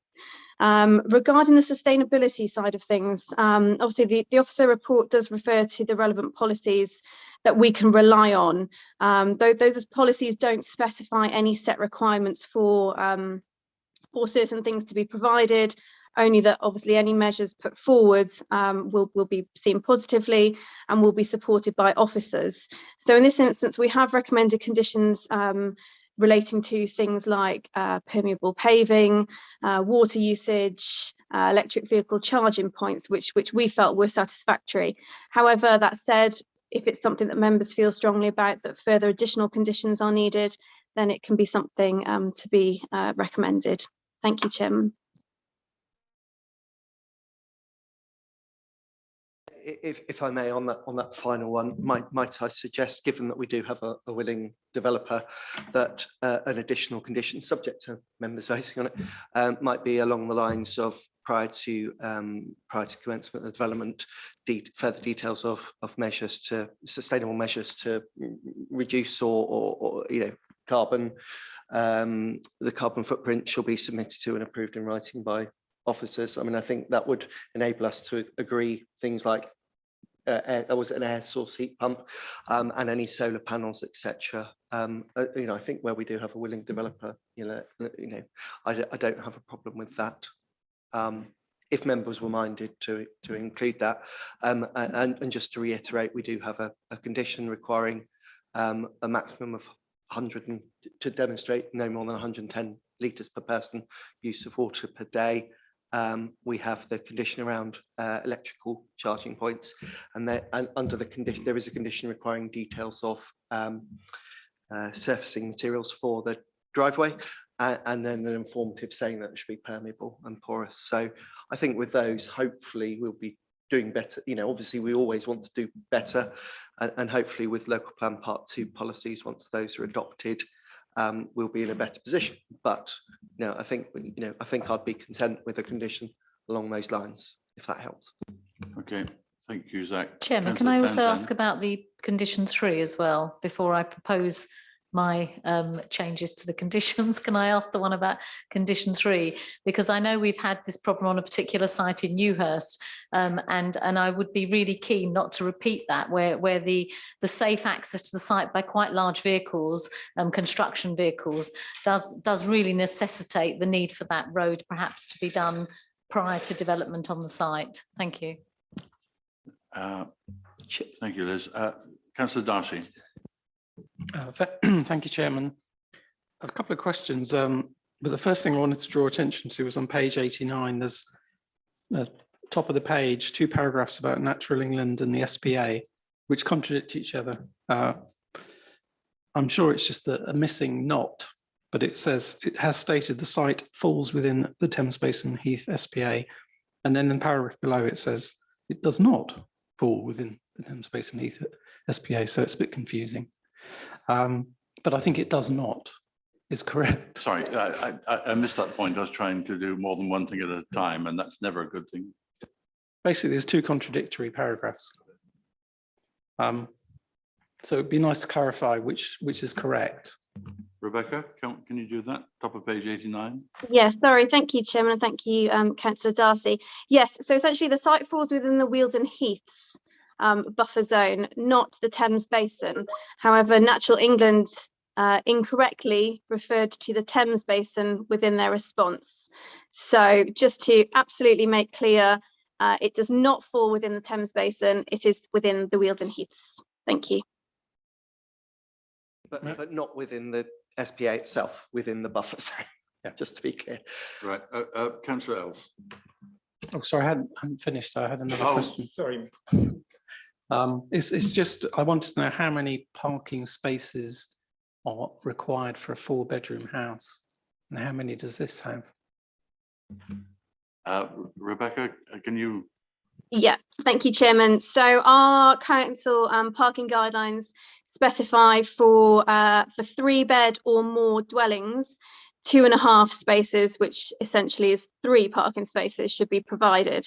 So the proposal has the 2 parking spaces outside the dwelling, as well as the integrated garage.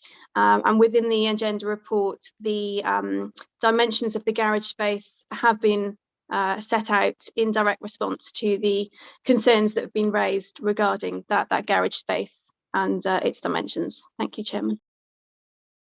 Thanks, Rebecca. And now Councillor Ells.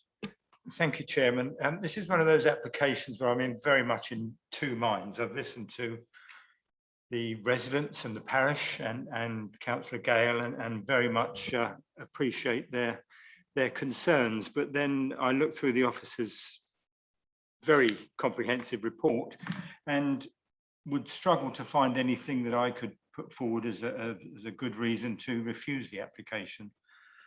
So I'm sort of coming down on the side of the officers, I'm afraid, to say to the residents. One thing I would say is that something wrong with this, keeps going off. Marshall Developments, I don't know them personally, but they have built 3 new houses in my village, and they do build to a very good standard. I think I would be fairly safe in saying that they would include the various environmental measures that they've talked about, and they're very tidy builders. So you know, hopefully that will be some sort of reassurance to the residents. Going on to the access that Councillor Townsend raised, I don't know if we could make it a pre-commencement condition without getting their approval. Am I right? I was going to come on to that Okay. once you finished, if Chairman would indulge me. But I would certainly back your thing on condition number 3, that preoccupation rather than anything else. Yeah, thank you. Okay, Zach, if you let Councillor Townsend come back in, unless. Yes, I had one point on Councillor Els's points, and I'm very grateful for the information about Marshall developers. I just need to make it clear that obviously the permission runs with the land rather than the applicant, so it could be sold off to someone else. You know, but it's a very well made point, and I'm grateful to that. But I felt I should make that point.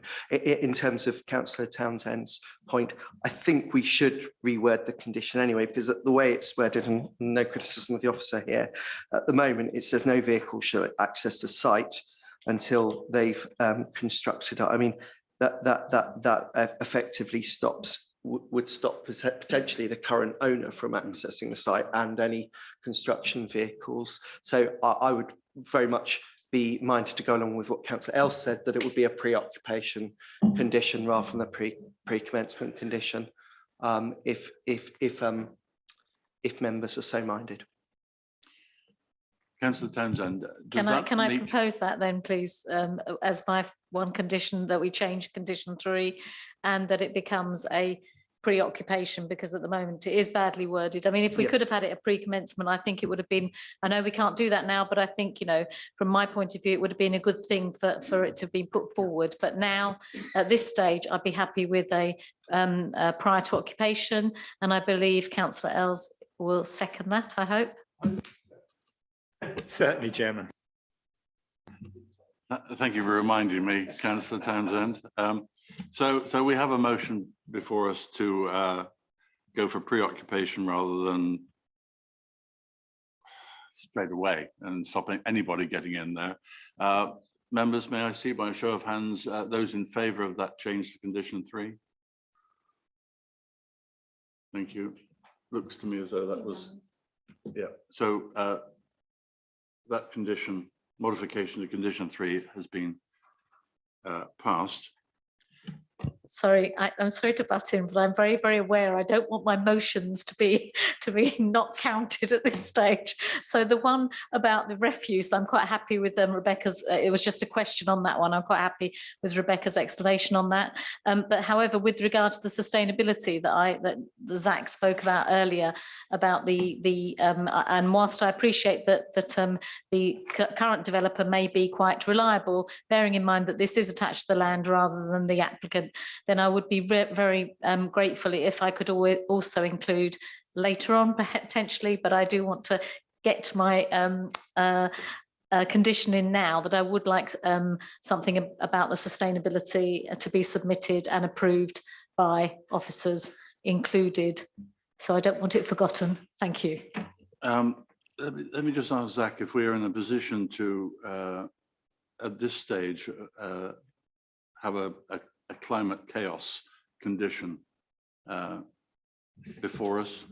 I think we have policy background that would enable us to request this, and in this instance we have a willing applicant, notwithstanding my further point about, you know, it runs with the land.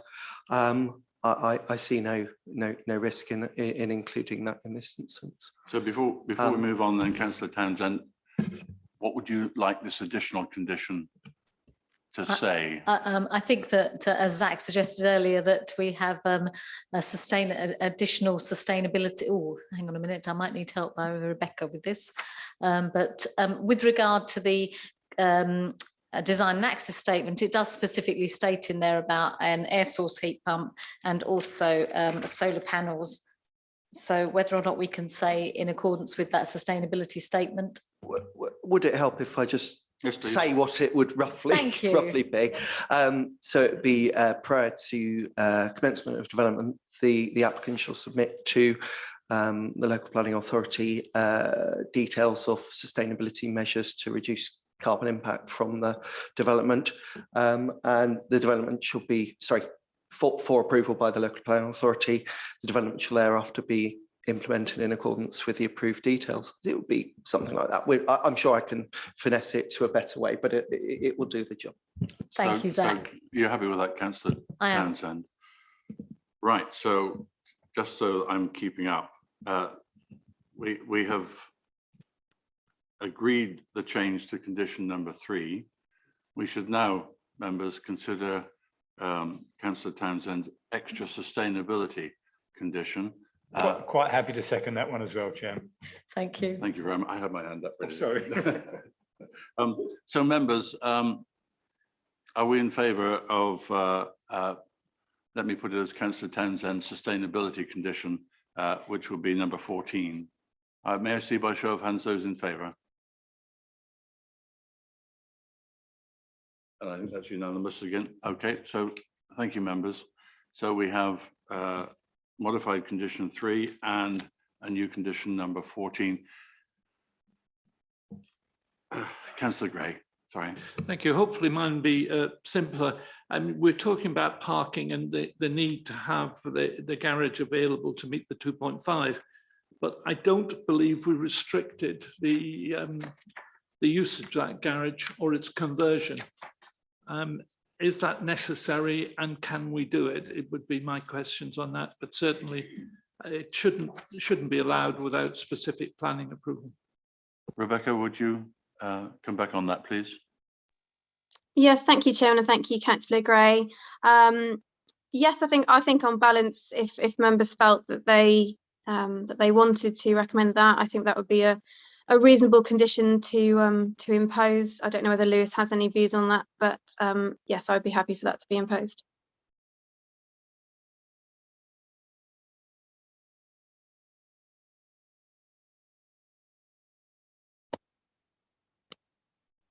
All I would add really on that would just be to encourage members to have a think about what their concerns are in respect to the garage, because we shouldn't be imposing conditions unless they are necessary to make the planning commission acceptable in planning terms. If members have genuine concerns about the garage's use, then I would be happy to support imposing a condition.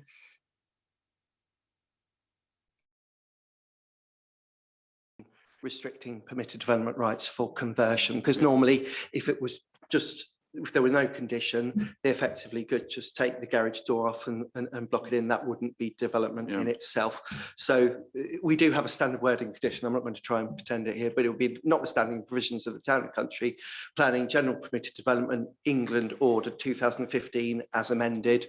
The garage hereby permitted shall be used for garaging and storage purposes and ancillary purposes only, and should not be occupied, should not be converted to residential occupation at any time. And then they would need to apply for planning permission, and then we could consider whether or not at that stage the 2 spaces at the front would be sufficient. So if members want to do it, that's how I would word it. Okay, so Councillor Gray's proposal has been seconded, following what Zach has just said in terms of those words, and you're happy with those? Yeah. So members, may I see those in favour of that additional condition? And that's in there too. Right, excellent. Thank you. So no more speakers on, Councillor Wilson. A very quick one, Chairman. I am very unhappy that we come to so many applications which add to the parking in this county and in Waverley. And I'm sad that gardens and green spaces are being taken up. But quite honestly, I can't find a planning reason not to approve this. Thank you, Chairman. Thanks, Councillor Wilson. Thank you. So we're now in a position, I suppose, to please correct me if I'm wrong, that we move the officer's recommendation with a modified, which has a modified condition 3 and additions 14 and 15. Members, may I see those in favour of the officer's so modified recommendation? Okay, thank you. And those against? And do we have any abstentions?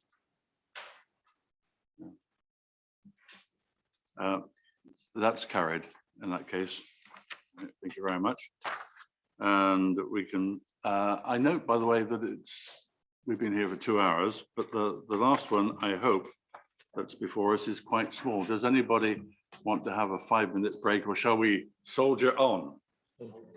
Soldier on, okay. All right. So moving then to the last application, members, which is WA 2021-01202 at 33 Lowesley Road, Farncombe.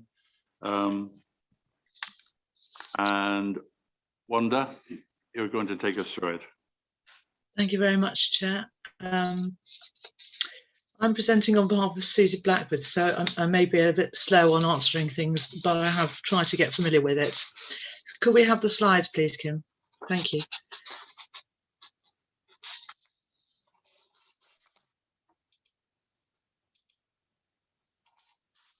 The proposal is for erection of extensions and alterations to elevations. In fact, it's a first floor side extension and a single story rear extension at 33 Lowesley Road, which is in Binscombe to the north of Farncombe, opposite Oak Close, and just at the top of the site is Binscombe Church. What we have here is a pair of semi-detached dwellings. You'll see number 33 is adjacent to number 35, and importantly and relevantly, number 31 to the northwest is set back further from the road on account of the roads sweeping around a corner. So could we move to the next slide, please?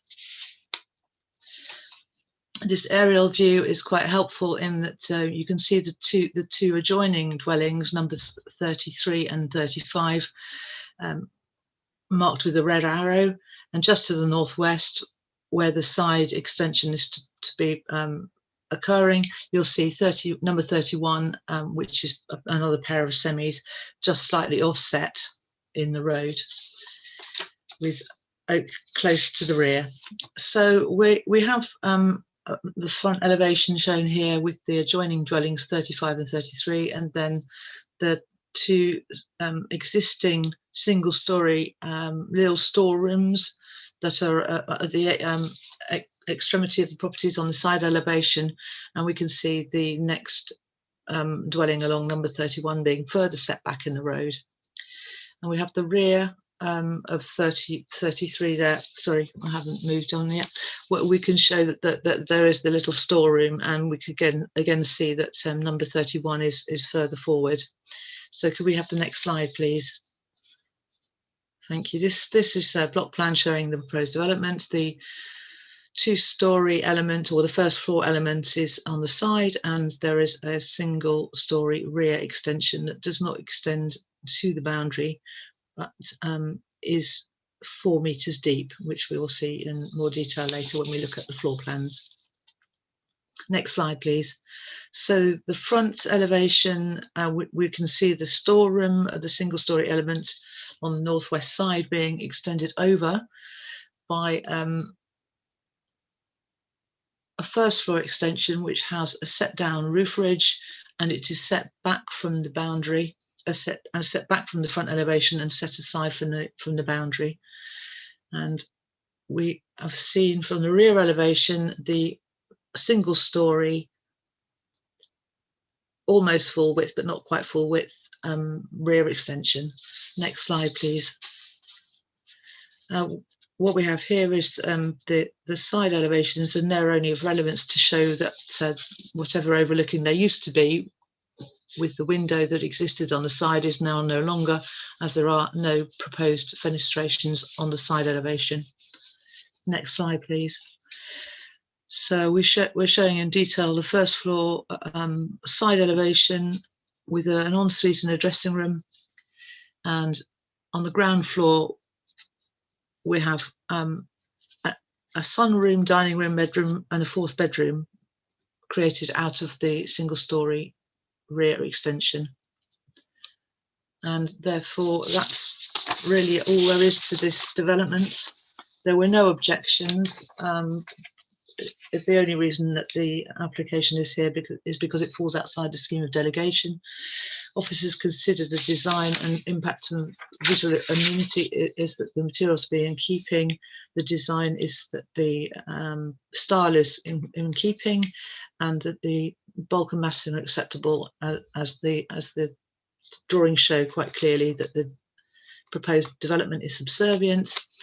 There would be no impact on residential amenity, as due to the relative offsets of the two buildings, the number 31, the adjacent semi-detached dwelling, the proposed first floor development would satisfy the 45-degree rule.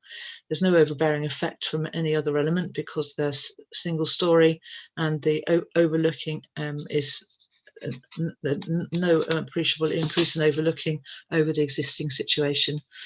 So subject to conditions 1 and 2 and the informative on pages 110 and 111 of the agenda report, officer's recommendation is that for approval. Thank you very much, Chairman. Any comments, members? Councillor Townsend. Just one quick comment. Thank you, Chairman.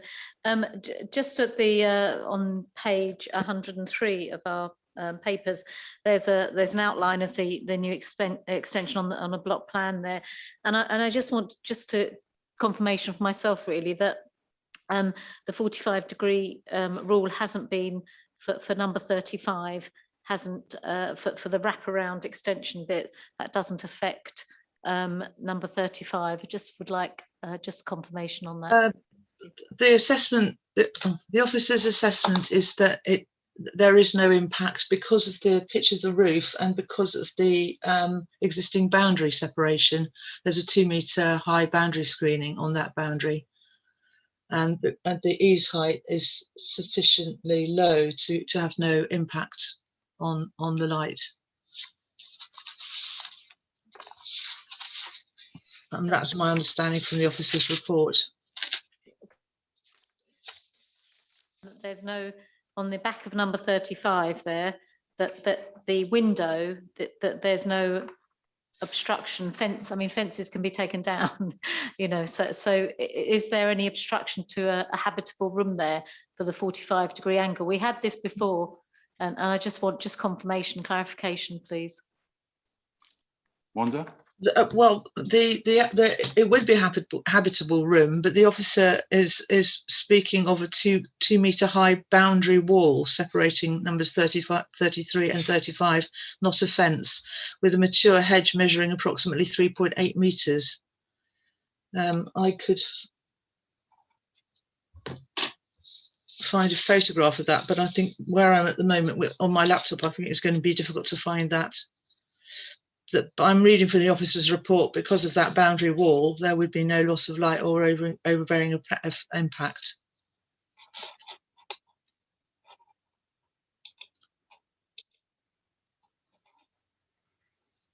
The officer speaks of the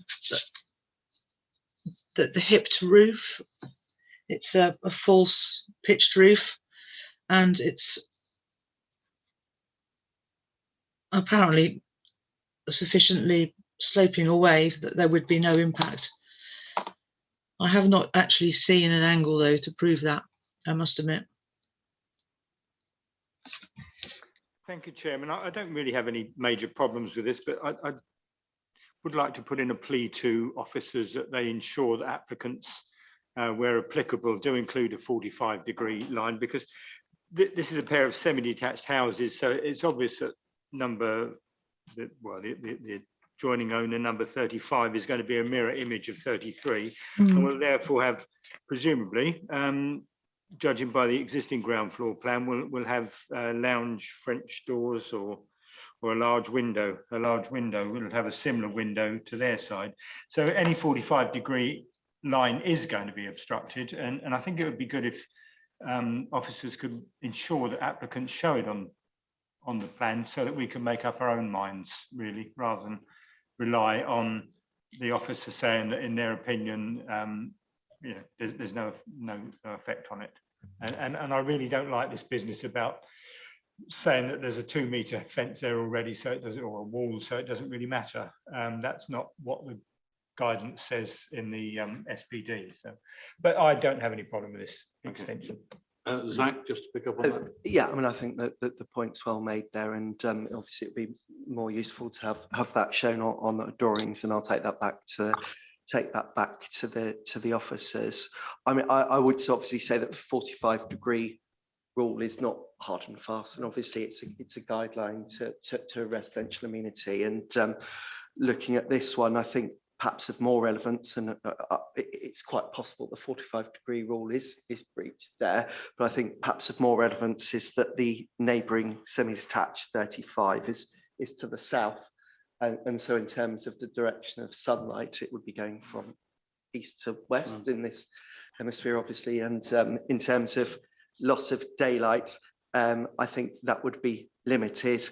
But you know, obviously it's for members to take a view as to whether or not the officers made an assessment and visited the site, but it's obviously a matter for members to make the final decision on this one. Thank you. Thank you, Zach. Sorry, I was just going to say thank you, Councillor Else, for your contribution, and it is obviously up to the members to decide, and it would be really good to just have that pointed out in the officers' report, if that's a plea for future. Thank you. Okay, thank you, Councillor. So, members, let's take the. Sorry, Councillor Darcy. Sorry, yeah. I can't walk and chew gum at the same time. To be last, but a couple of questions. Well, it's one question really, which is it'd be nice to have all the measurements somewhere in one place, because sometimes you have to leaf through to find. So, for example, it says very clearly how wide and how deep they are, but it doesn't say how high they are in the same place. And also, there's all these lines on the pictures, but there's no measurements with them. So, again, it would be useful at a glance to be able to see the dimensions, because that's quite important. So in this case, the single-story extension is actually slopes up, but then it's flat for quite a distance. But what height is that? I mean, I don't know. I can't find it. So, Councillor Darcy, your concern is that you don't have enough information to make a decision, or that you would like Zach to take back to his officers to add the numbers? Well, two things. One, I'd like to know that figure now. And I could answer the height question, if that's all right. And the ridge height of the flat roof element is 3.6 metres and eaves height is 2.4. Is that helpful? The point being that there's 40 centimetres exceeding over the existing wall of eaves height, and then there's a roof that slopes away to 3.6 with a pitch, thus reducing any impact of that roof on any fenestration on the rear elevation of the neighbour. So whatever loss of light there is was assessed by the officer to be the 40 centimetre increase above the existing boundary treatment, which is a wall, not a fence. If you don't mind, this is more a general point about future presentations, and we'll take that back. I hope that Councillor Darcy agrees with that. Yes, that's fine. And that we therefore can move the main recommendation, the main officer recommendation, that permission be granted subject to conditions 1 to 2 and one informative on pages 110 to 111. Members, if you are in agreement with this, if you approve this, would you show by putting your hands up? Oh, and me too. Yes. Yeah. And that's carried. Thank you all very much. That takes us to the end of tonight's meeting. Thank you all very much. And officers, thank you for your